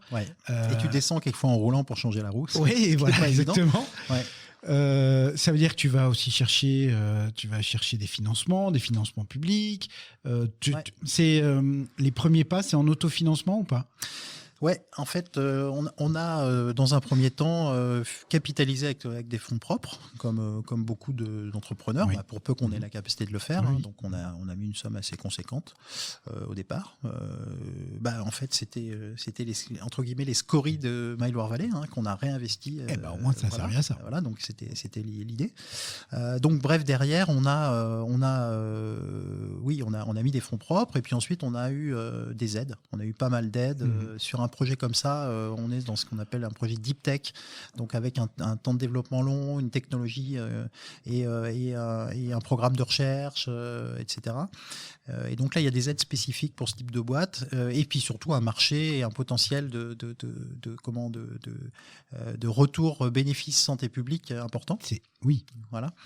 Et donc à partir de là, on est pas mal soutenu par BPI dès le début. Comment tu te fais remarquer, voir, tu toques à la porte et tu dis... Oui, dans ces cas-là, on prend son téléphone, on dit voilà, j'ai un projet, donc c'est tout un cheminement, on présente le projet, on discute sur les dispositifs, on met en avant ce qu'on prévoit de faire, etc. Sachant qu'au début, on n'a rien de fait, il y a tout à faire. Donc en fait, on est sur du prévisionnel, on est sur une vision stratégique un peu de notre truc, comment on le voit, comment on souhaite le développer. Donc au départ, c'est assez embryonnaire, puis petit à petit, ça s'affine et ça se développe. Voilà, on obtient une première aide BPI assez conséquente, c'est presque 90 000 €. Voilà, donc ce qui fait que ça double quasiment nos fonds propres. Donc déjà, tout de suite, on crée dans de bonnes conditions, sachant qu'on n'a pas de salariés ou peu de salariés au début, qu'on a juste à payer notre contrat de collaboration. Voilà, et puis derrière, on continue. Le capteur on commence à développer le capteur, parce qu'au moment où je te parle, il n'y a rien. À l'instant où on a eu ces aides-là, il n'y avait rien encore. Voilà, donc petit à petit, on commence à délivrer ce qu'on a promis. C'est ça qui est important, c'est de dire, c'est toute cette capacité à faire de la prospective et cette difficulté aussi dans un projet innovant. Faut annoncer les choses, mais aussi il faut les délivrer dans les délais, dans les temps et selon le timing que tu as annoncé. Puis on l'a vu, tu es un homme de parole, donc c'est quelque chose qui tient à cœur. Je suis un homme de parole. Voilà, mais parfois la parole, pour peu aussi, je t'expliquais tout à l'heure qu'on m'explique pourquoi la parole n'a pas été tenue, et on peut parfois diverger du plan initial. Et du coup, on a plutôt bien délivré nos jalons depuis qu'on a créé. Donc, ce qui fait qu'on a eu un phénomène de traction sur des financements publics jalonnés sur ces... Oui, traction, c'est au-delà de ça même, parce que vous êtes de plus en plus visible, vous faites vous avez fait pas mal de concours aussi entrepreneurs, que vous avez le plus souvent gagné, ou en tout cas vous étiez dans le dernier carré très souvent. Bien sûr. Enfin voilà. On devient un peu. Vous y mettez les formes quand même. Alors on y met les formes parce que ça fait partie du jeu. C'est-à-dire que tant que tu n'as pas ton produit fini, etc., ce qui était notre cas à un moment donné, tu es obligé de faire le marketing de ton projet. Si tu y crois, ça pose pas de problème. Globalement, quand tu parles d'un truc qui te passionne et d'un truc dans lequel tu crois énormément, tu en parles comme s'il existait. Enfin, tu l'incarnes et tu le fais vivre. Donc c'est ce que j'ai fait. Et donc les pitchs, les concours, etc., on en a fait un paquet. Et à tel point que là, on a gagné cet été un super concours. Enfin, c'est le concours dont toutes les startups rêvent comme premier gros jalon important entre guillemets de réussite et de reconnaissance de l'écosystème. C'est iLab. iLab, c'est un truc de fou, c'est un concours d'innovation, enfin il n'y a pas mieux en France. Et là on se lance, l'année dernière on se lance dans iLab et on reste au pied du podium. C'est normal, on a eu 13,7 sur 20, donc c'était déjà une très belle note, mais en fait il nous manquait le produit, il nous manquait le marché, il nous manquait les lettres d'intérêt, il nous manquait, enfin on n'avait que dalle quoi. Mais on avait quand même réussi à faire un super truc et on est arrivé dans les finalistes. Et puis on se dit c'est pas grave, c'est pas anormal, on s'est aguerri, on va délivrer ce qu'on a délivré, puis on va y arriver. Puis cette année là, au mois de juillet, j'en chialais d'ailleurs parce que c'était tellement important qu'en fait on reçoit la nouvelle comme quoi on est lauréat d'ILAB cette année. Donc voilà. Donc en fait on a gagné la deuxième fois, on a gagné le concours ILAB. Donc là encore une fois, c'est au-delà de la reconnaissance, ça fait toujours du bien à l'ego à tout le monde, mais globalement voilà, il y a quand même des effets derrière financiers déjà, avec une grosse subvention, une énorme subvention. Donc qui dit subvention, qui dit subvention, donc pour pas un prêt, tout le monde comprenne bien, il n'y a pas besoin de rembourser. Oui, c'est ça ma question. C'est cadeau. C'est cadeau, mais en même temps, il y a quand même un programme que tu dois respecter. Enfin, faut pas déconner non plus. Avec le pognon du contribuable et notamment de la Banque publique d'investissement. Mais bon, voilà. Et donc, en fait, on gagne iLab. Et on parle de quel montant, là ? On parle de 250 000 euros. De subvention. C'est pas une paille. Non, c'est pas une paille. Et voilà. Et au-delà de l'argent, parce que l'argent, on parle toujours d'argent, mais il n'y a pas que ça. Non, mais l'argent, c'est le moyen, c'est l'essence que tu mets dans le moteur. Voilà, c'est l'essence que tu mets dans le moteur, mais autour de l'essence, il y a un réservoir, il y a un moteur, il y a un carburateur, il y a des roues, il y a des pneus, il y a une transmission, il y a un embrayage, bref, il y a plein de choses. Voilà. Et donc, derrière tout ça, il y a quand même plein d'autres effets bénéfiques d'ILAB. On rentre dans un réseau, on nous sollicite pour rentrer dans des programmes d'accélération, HEC, il y en a un autre que j'ai oublié il n'y a pas très longtemps, enfin bref, on nous permet de monter en compétences, on nous permet de nous intégrer pour aller plus vite, mieux, se faire encadrer, se faire mentorer, pas monitorer, voilà. Non, c'est la BPI qui te monitore, les autres. C'est ça, mentor. Et ça nous permet aussi d'accéder à d'autres aides, d'autres effets de levier encore pour aller plus loin. C'est-à-dire qu'en fait, on passe des jalons. Ça veut dire qu'on pérennise notre entreprise beaucoup plus loin. Tu deviens crédible. On devient crédible, voilà. Et surtout, on est dans le scope des entreprises un petit peu en vue, avec du potentiel. Alors après, faut rester humble. Faut pas monter trop dans les tours par rapport à tout ça. Mais globalement, on sent que ça change. On change de braquet, on change de vision, on nous regarde différemment, on nous sollicite pour témoigner. Enfin, le CES Las Vegas. Alors le CES, mais c'est pas de bol. CES. C'est con. Franchement, c'est con. Franchement, c'est con parce que c'était le bon moment pour nous.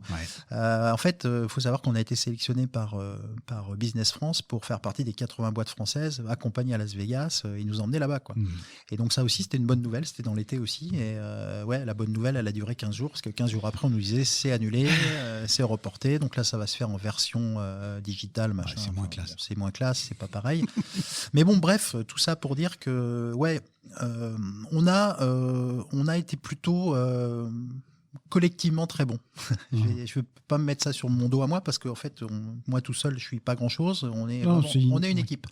On est une vraie équipe et du coup, en fait, on a été bon collectivement et on a réussi à faire tout ce qu'on avait dit. Et on a toujours aussi anticipé le coup d'après. C'est-à-dire que le coût de financement, le coût technique, etc., on l'a toujours anticipé. Le coût de communication, enfin bref, on essaie toujours d'avoir... Vous n'avez pas eu une mauvaise surprise?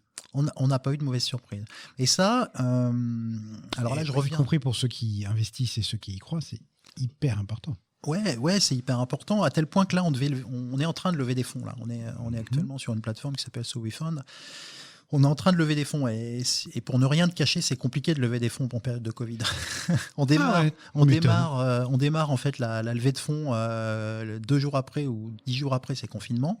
Donc là, plus d'investisseurs. Il se passe 2, 3 mois, 4 mois. Après, c'est l'été. Après l'été, ça reprend, mais gentiment, doucement, et c'est un peu timide.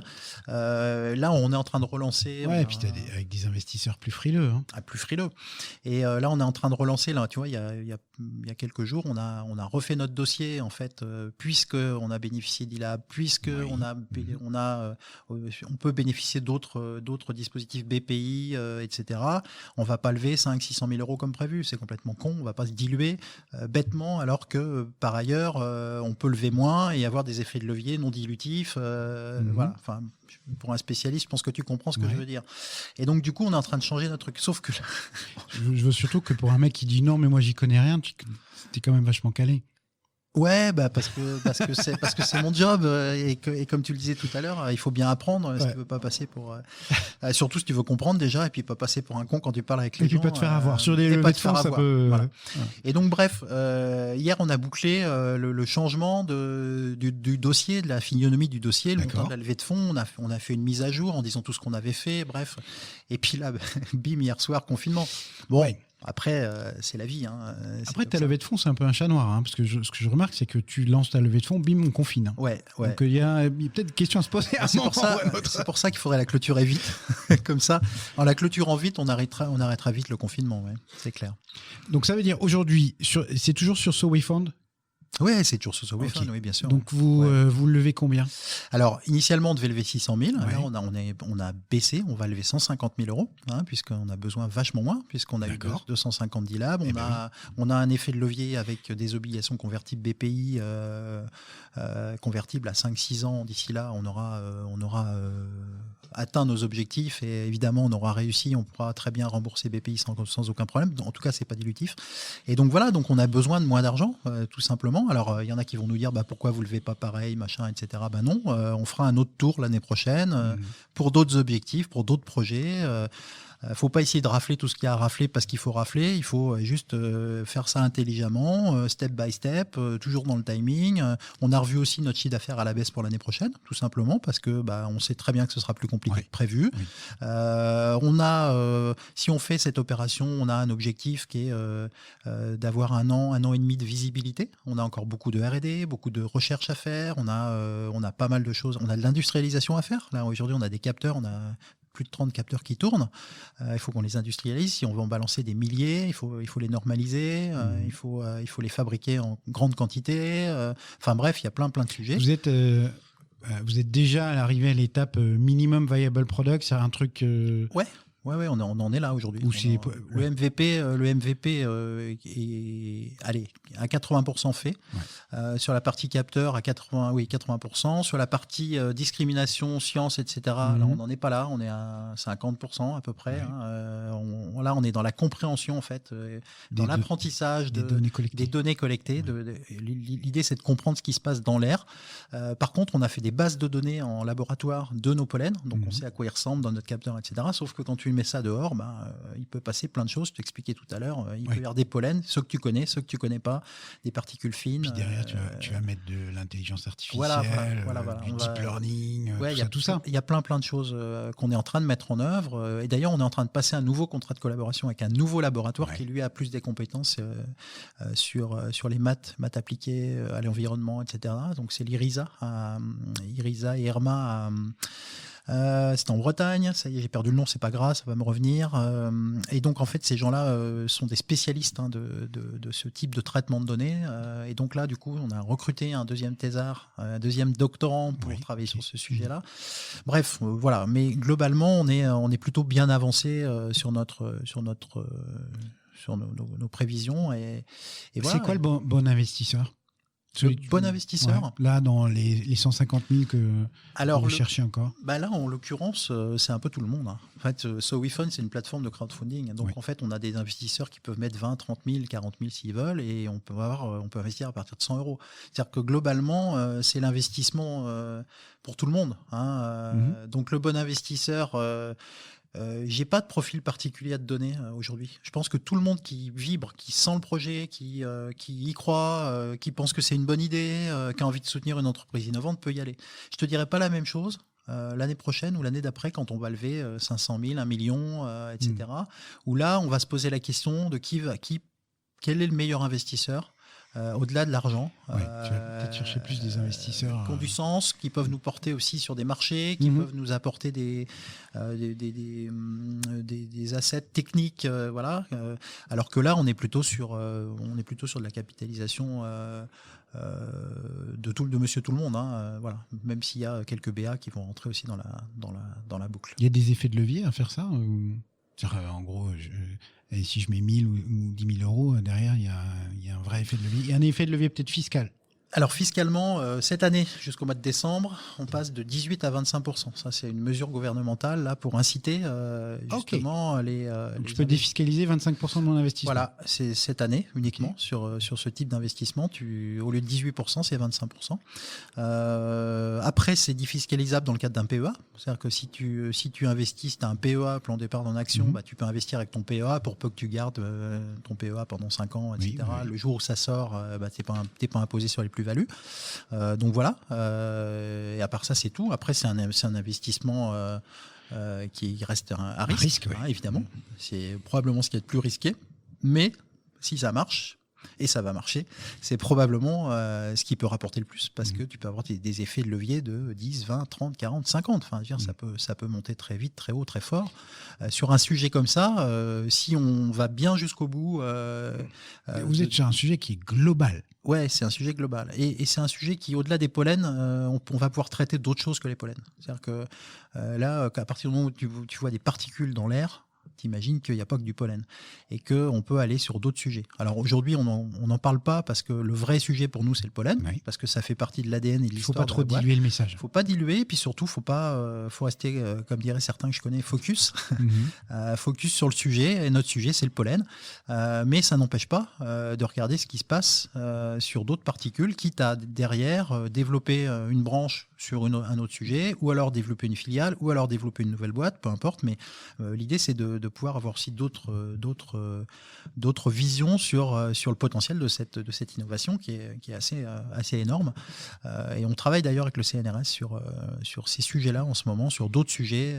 Voilà. Ouais, et puis sur l'exploitation de la data, enfin voilà, je pense que vous avez des champs d'opérations qui sont fabuleux. Bah, disons que là, déjà, rien que sur notre sujet, on est les seuls à pouvoir générer des données polyniques dans le monde. C'est-à-dire qu'aujourd'hui, pourquoi les gens n'y arrivent pas? Pourquoi on n'a pas les bonnes informations, la bonne prédiction, etc. Parce que personne n'a de données en temps réel. À partir du moment où tu génères des données toutes les 10 secondes, toutes les 5 secondes, que tu as telle signature, etc., que tu génères des données en masse, tu vas pouvoir les exploiter. Donc cette donnée-là, au-delà du capteur, au-delà du côté fun du capteur, c'est toujours t'as créé un capteur, mais en fait, on s'en fout, entre guillemets, du capteur. Ce que je veux dire par là, c'est que ce qui nous intéresse, c'est effectivement les données, ce qu'on va pouvoir en faire derrière. Ces données-là, elles valent de l'or. On peut les vendre à plein de gens, on peut les croiser avec plein de choses, on peut en déduire plein de choses, le changement climatique, les impacts sur la pollution, sur les pollens, les impacts de la pollution sur les pollens, sur certaines pathologies. Ça t'oblige quand même à avoir un réseau de captation qui soit large, bien sûr, avec des investissements donc pas si conséquent que ça. Non. En fait, tout dépend ce qu'on appelle conséquent, tu me diras. Mais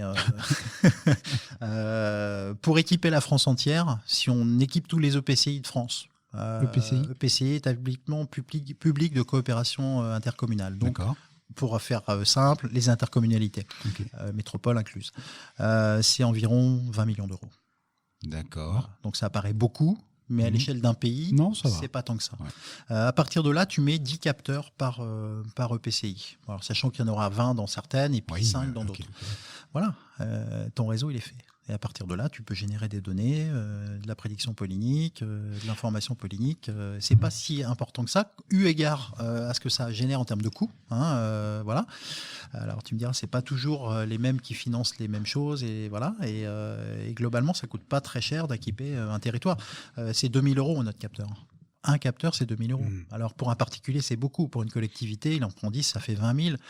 C'est toujours beaucoup. Mais en termes d'investissement, pour ce que ça rapporte, c'est-à-dire globalement, ça rend service à 25% de sa population, on peut commencer à se poser la question sur la pertinence de cet investissement, sachant qu'on va améliorer la vie de 25% de sa population. Alors, on va peut-être en perdre quelques-uns. Enfin, de toute façon, ça fait 1h20, 1h30 qu'on parle. Donc, ceux qui ont tenu jusque-là, c'est les meilleurs. Mais c'est une question qui m'intéresse. Moi, je suis un fan du réseau Sigfox. Tu vois ce que c'est ? Et donc, ma question, c'est, vos capteurs, ils fonctionnent sur ce réseau-là ou non, vous prenez d'autres... C'est quoi la connectique pour transmettre l'information ? Alors, effectivement, il y a plusieurs solutions. Sigfox en fait partie, LoRa en fait partie. Enfin, il y a plein de... Sigfox, c'est le réseau 0G. En gros, on fait passer... Donc, c'est du bas débit, mais qui dit bas débit, dit peu de data qui passe aussi. Oui, absolument. Voilà.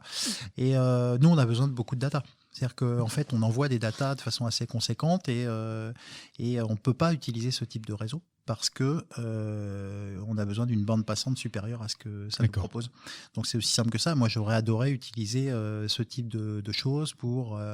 Puis c'est français, monsieur. Puis c'est français, Sigfox, bien sûr. C'est une très belle techno, sauf que nous, quand on envoie plusieurs mégas ou... dans la journée, ça marche pas. Il faut de la bande. Il faut de la bande passante.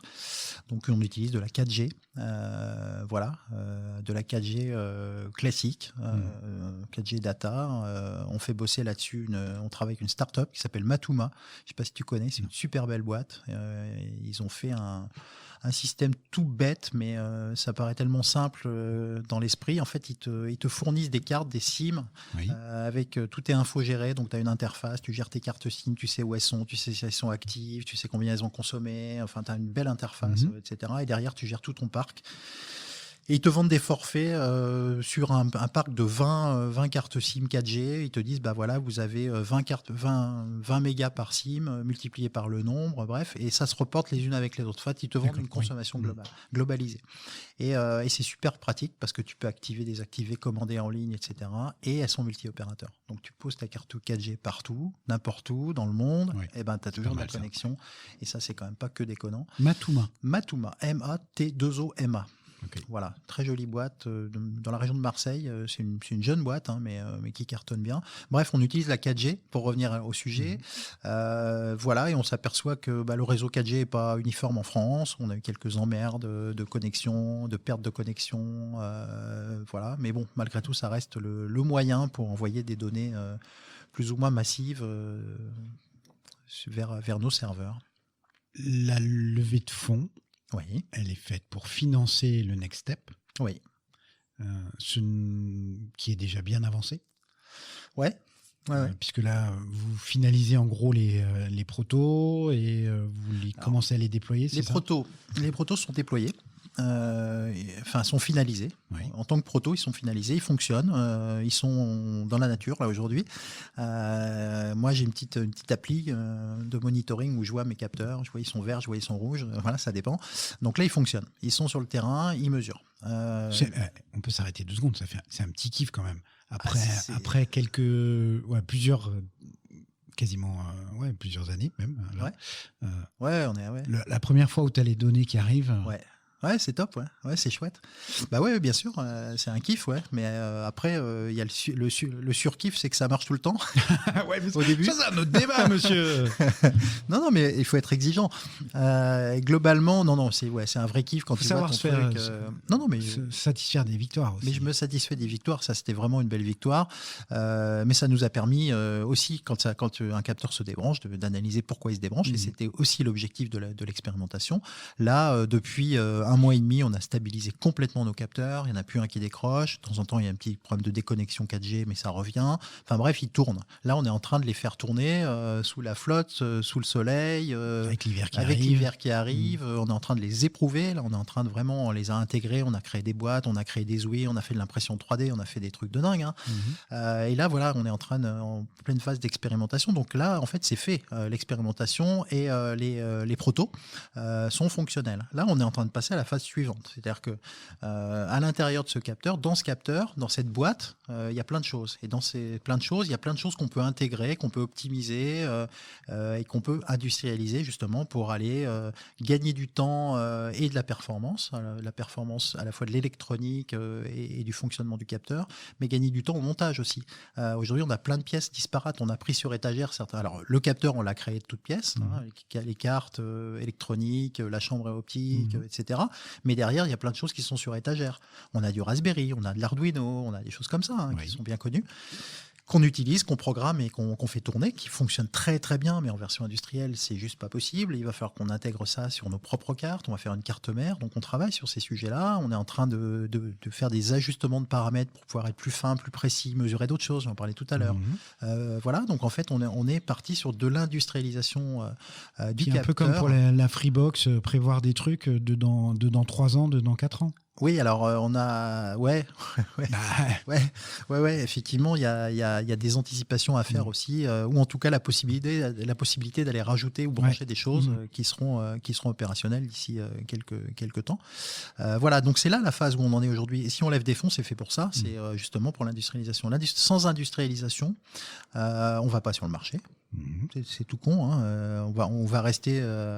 Sinon t'as un coût de déploiement qui est trop fort. Un coût de fabrication. Alors déjà, on l'a intégré dans notre coût en fait, on a raisonné prix de vente. On a constitué notre prix de vente du capteur aujourd'hui par rapport au coût d'aujourd'hui.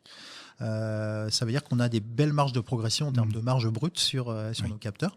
Et donc, c'est là-dessus qu'il faut qu'on travaille. Et puis, des belles marges de progression en tant que fiabilité aussi et performance de nos capteurs. Donc, en fait, c'est vachement vertueux, hein, mais ça demande un peu de fric parce qu'il faut faire travailler des bureaux d'études. Alors, une question, mais c'est plus une question de business model. C'est-à-dire que tu veux déployer, toi, ton réseau où tu veux finalement, vendre un réseau aux collectivités locales, au pouvoir public. C'est quoi le modèle ? Le modèle, c'est ça. C'est la deuxième option. En fait, aujourd'hui, j'ai pas 20 millions d'euros à mettre sur la table pour en mettre partout. Ah bon ? Non, pas encore, mais ça viendra. Donc, en fait, c'est pas possible de porter cet investissement de notre côté. Donc, en fait, oui, en effet, il faut qu'on soit porté et financé par les collectivités qui voient un intérêt. Mais elles le voient très vite, en règle générale, quand on leur en parle. Donc oui, l'idée, c'est de vendre les capteurs aux collectivités, donc en fonction de la collectivité, X capteurs, et de leur vendre un abonnement derrière. Il y a les capteurs, il y a l'installation des capteurs, et puis derrière, il y a l'abonnement, c'est-à-dire le savoir-faire de la discrimination et de l'information en temps réel, et ça veut dire aussi des infrastructures qui vont avec. Il ne faut pas oublier que tu développes un réseau de capteurs, il faut que l'infrastructure puisse encaisser l'arrivée des données, puisse encaisser la mise à jour à distance des données, puisse encaisser la remontée et puis le traitement des données, la data science qui se fait côté serveur, etc. Bref, oui, on vend à nos collectivités, aux collectivités clientes, des capteurs et des abonnements qui vont permettre d'avoir l'information en temps réel. Pour revenir au tout début de l'histoire, actuellement c'est 10 jours. Hein. Donc on passe de 10 jours à 0 jours, à quelques minutes. Voilà, donc ça, pour informer les gens en temps réel, donc t'imagines bien qu'on peut afficher ça. Ce temps-là a une valeur sanitaire. Alors il y a même une explication très, très scientifique là-dessus. Hein. Globalement, et je ne vais pas faire rentrer dans les détails, quand tu es en contact avec des pollens, tu as une première réaction que tu ne ressens pas, tu es asymptomatique. Donc ton corps commence à réagir mais tu ne le sens pas et au bout de quelques jours, tu passes en phase asymptomatique, tu génères des histamines et là il y a une inflammation et là, c'est le drame. Alors que si on est prévenu suffisamment tôt, on peut prendre nos antihistaminiques avant, on peut aller chez notre médecin, se faire prescrire, voire ne pas sortir quand on sait qu'il y a tel pollen et qu'on est hyperallergique. Et au final, on va vachement minimiser notre crise d'allergie et on va éviter d'être complètement sous l'eau et malade et prendre 10 jours ou 15 jours avant de se remettre avec les antihistaminiques. Donc c'est ça en fait l'idée, hein, c'est de faire de la prévention et de l'anticipation des traitements. Et puis c'est aussi un outil pour les médecins, les allergologues et autres qui vont pouvoir savoir, parce que parfois un allergologue il te prend un rendez-vous maintenant, mais tu le verras dans 3 mois. L'allergologue, il a envie de savoir ce qui s'est passé il y a 3 mois chez toi, pas loin de chez toi, pour te dire, vous êtes en contact. Tracer l'historique. Bah oui, forcément, puisqu'on aura, nous, la possibilité de savoir les pollens qu'il y avait à tel endroit et en quelle quantité. Donc c'est quand même un outil aussi intéressant pour le suivi des patients. Alors, il y a une information qui est passée comme ça, tout discrètement quand tu parlais, mais qui, au regard de ton histoire, je pense, prend toute son importance, qui dit « Ah oui, et puis aujourd'hui, mon fils travaille avec moi. » Ouais, c'est vrai. Donc, il est dans l'IFIR. Il est salarié de l'IFIR. Ok. Oui, tout à fait. C'est pas trop difficile de travailler avec son fils? Absolument pas. Non, franchement pas. Ah, mais franchement pas, parce que... Je sais que j'aurais du mal à travailler avec mon père, mais... Ouais. Écoute, c'est marrant parce que tout le monde m'a dit ouais, réfléchis bien, ça va pas être simple. Non, c'est de la famille, hein. Non, qu'est-ce que tu veux, Bon, déjà j'ai une super relation avec mon fils, donc ça c'est une première chose. Mais comme beaucoup de papas avec leurs enfants, de là bosser avec lui, avec eux, il y a un pas que j'ai franchi sans aucun problème, sans aucune appréhension, parce que je savais que ça allait le faire, parce qu'on a on sait comment on fonctionne mutuellement, déjà, humainement. Et puis, surtout, moi, ce qui m'a motivé, ce qui m'a intéressé, c'est sa compétence, tout simplement. Moi, je vois Louis, mon fils, dans ma structure comme une compétence. Alors, certes, ça reste mon fils, mais au quotidien, ça reste c'est d'abord un collaborateur.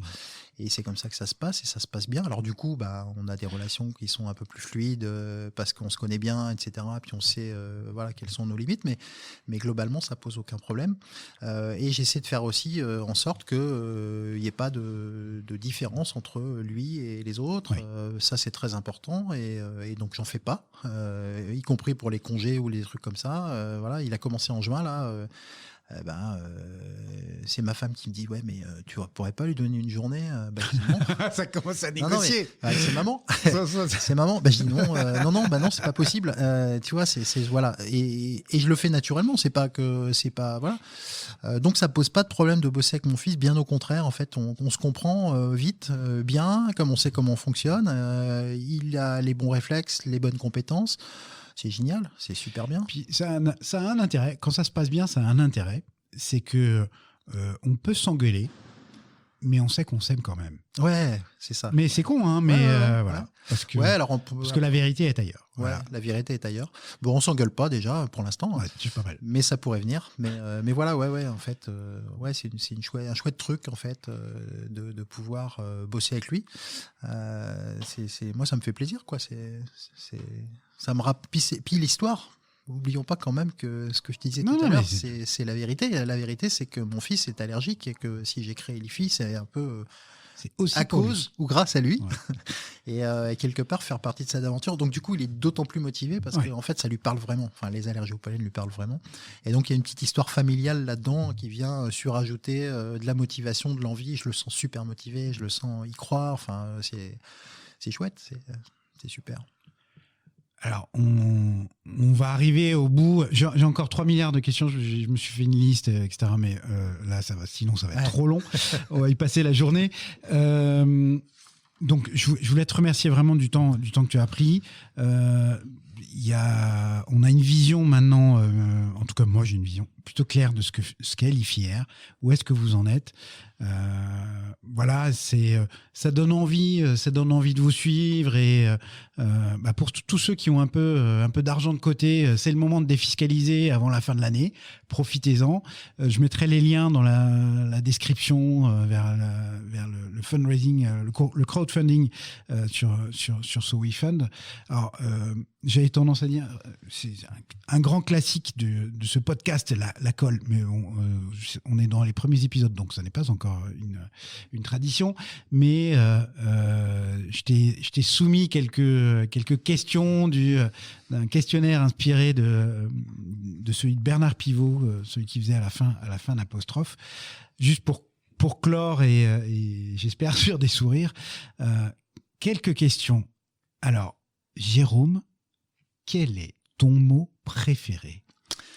Mon mot du moment, c'est laïcité.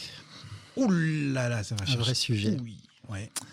Pour moi, c'est un mot important qui prend tout son sens aujourd'hui et qui résonne d'autant plus aujourd'hui avec tout ce qui s'est passé et tout ce qui se passe, et qui me paraît un excellent fondement de la vie dans notre République et notre vie ensemble. le respect des uns, des autres, des unes, des autres, quel que soit leur... Ouais, au-delà de la liberté d'expression, c'est la liberté de penser. La liberté de penser, exactement. Et elle est très très importante, cette liberté de penser. Et là, on voit bien qu'elle est un peu mise à mal. Le mot que tu détestes? Alors, je l'ai prononcé tout à l'heure, ce mot-là. Mais ce mot, il est tellement galvaudé que j'aimerais que... C'est juste pour te donner un petit coup de gueule. Ouais. Mais en fait, c'est un joli mot, c'est bienveillance. Il y a plein de gens qui parlent de bienveillance. Et qui n'en ont pas un échantillon sur eux. Qui n'en ont même pas un échantillon dans la poche. Ouais. Voilà, donc c'était ça un peu mon coup de gueule. Ok. Le son ou le bruit que tu aimes? Alors, le bruit que je préfère, c'est automatique quand on me pose cette question, c'est le bruit d'une rivière qui coule. Ah, c'est la pub Knacky Herta. Non, c'est et au milieu coule une rivière. C'est la pêche à la mouche. Je suis un pêcheur à la mouche. Ça fait très longtemps que j'ai pas pêché, mais j'ai passé des journées de 12 heures, 15 heures dans l'eau. J'ai jamais fait ça. Jusqu'en dessous des bras. Mais c'est magnifique. D'un point de vue graphique, j'allais dire, c'est très artistique. C'est très artistique, c'est très physique, mais c'est surtout très philosophique. On est en osmose avec le milieu. C'est-à-dire qu'on est dans l'eau, parfois jusqu'en dessous des bras. Faudrait que tu m'emmènes pêcher à la mouche. Ah bah écoute, je t'en parle en tout cas, parce que ça fait longtemps que j'ai pas pêché, mais on pourra le faire. Ah ouais. Et c'est un truc vraiment fabuleux, parce qu'il y a déjà il y a un respect. Voilà, on va pas repartir sur le podcast et sur la mouche. Ah, on est reparti pour se récap. Mais en tout cas, voilà, c'est une très très très chouette expérience. Donc le bruit de la rivière, c'est vraiment ce qui m'appèse et que j'aime. Le son ou le bruit que tu détestes? Ah, c'est les grincements sur un tableau noir. Moi, j'ai de craie ou d'ongles, les trucs qui te font lever les poils pour les mauvaises raisons. Et voilà, c'est ce genre de choses. Le juron, gros mot ou blasphème favori? C'est compliqué, j'en dis beaucoup des gros mots. On peut être dans le classique. Ouais, enfin je dis souvent ça fait chier. Ouais. Fait chier. Alors ouais, je pense que si tu demandes à mes collègues au quotidien, ils doivent m'entendre dire ça 5 fois par jour quand il y a un truc qui me fait chier. C'est juste un effet de ponctuation. Alors. Ouais, c'est ça. Ouais. Oh, fait chier ce truc. Oh, il fait chier. Enfin voilà, ouais, je suis assez juron, mais voilà, c'est potache quoi. C'est pas, il y a jamais rien de méchant. Potache, on va rester là-dessus. Ouais. On arrête la bamboche et on est potache, monsieur. Ouais, monsieur le préfet. La citation que tu aurais aimé prononcer? Alors il y en a une, c'est une citation plutôt une maxime grecque, c'est connais-toi toi-même. Oui. Et je trouve ça très important parce que moi, le fait de me connaître moi-même m'a fait énormément progresser. Et voilà, connaître son histoire, connaître ses limites. Inscrit au frontispice du temple d'Apollon à Delphes. Tout à fait, exactement. Voilà. Socrate a aussi donné un autre sens à cette citation, mais en tout cas, ce sens-là me va bien. Et donc voilà, connais-toi toi-même. Je trouve que c'est une belle façon de dire, voilà, au plus profond de toi-même, essaie de savoir qui tu es pour ensuite progresser dans ta vie et connaître à la fois tes potentialités qui se révèlent parfois, même si tu n'y crois pas. Je sais de quoi je parle. Et aussi tes faiblesses et les choses à améliorer. Donc voilà, connais-toi toi-même. On va rester dans le profond et le grave. Si Dieu existe, virgule, qu'aimerais-tu, après ta mort, l'entendre te dire? Alors là, je vais te décevoir. Oh merde. Je vais te décevoir parce qu'il n'y a aucune chance que Dieu me parle. Pourquoi? Parce que je suis absolument agnostique, je ne crois pas en Dieu. Et mais là, on parle d'une hypothèse. Hein. L'axiome de base, c'est il existe. Ouais, mais j'ai la certitude que ce n'est pas le cas. Donc je vais avoir du mal à l'incarner, à lui faire parler. Voilà.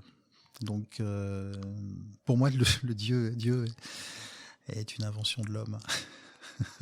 Ou comme dit Nietzsche, de toute façon, Dieu est mort. Dieu est mort. Ok, Jérôme, il me reste à te remercier infiniment, sincèrement, du temps que tu as consacré.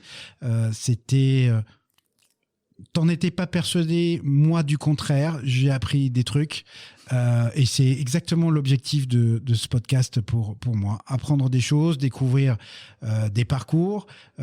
Tu te disais que c'était pas forcément inspirant, moi je suis persuadé du contraire, parce que voilà, tu te démènes, tu étais porté par du sens, par des projets.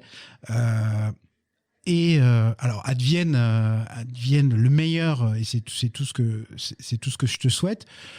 L'IFIR, c'est un projet qui a du sens. C'est quasiment un projet sociétal. C'est un projet de santé publique quasiment.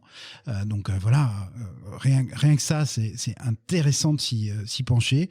Et puis voilà, j'espère que tous ceux qui nous ont écoutés auront vu que derrière même le projet, il y a un mec, et puis il y a un mec qui a des trucs à raconter et qui vaut le coup. Donc Jérôme, je te remercie vraiment beaucoup. Si on veut te joindre, alors au-delà de So We Found, on te retrouve sur LinkedIn. LinkedIn, ouais, bien sûr. Je suis Jérôme Richard, LinkedIn, sans aucun problème, ou sur mon site web, l'IFIR, voilà, autrement. Et je confirme, Jérôme est sur LinkedIn, puis c'est comme ça qu'on s'est échangé. Mais je voulais aussi te remercier, Pierre, de m'avoir invité. Je pensais pas être capable de parler de moi pendant tant de temps. Ah ouais, là je suis à 1h47 ouais, quasiment. Je suis désolé pour ceux qui nous écoutent. Non, mais voilà, c'était sympa, c'était une expérience. Je pense, voilà, j'ai pas trop l'habitude de parler de moi, et là c'était bien parce que ça permet aussi de passer un certain nombre de choses, de dire un certain nombre de choses, et puis de faire une petite rétrospective. Ça fait pas de mal de temps en temps de regarder dans le rétro pourquoi on est arrivé là. Pour tous ceux qui ont tenu jusque-là, n'hésitez pas à aller liker, mettre un commentaire, abonnez-vous à ce podcast, et on se retrouve très bientôt pour un prochain épisode. Bye bye Jean. Salut. Bravo, vous avez tenu jusque-là. Si cet épisode vous a plu, vous pouvez le partager avec tous vos amis. Point important, abonnez-vous à La Colle sur votre plateforme de podcast préférée pour obtenir dès leur sortie les nouveaux épisodes.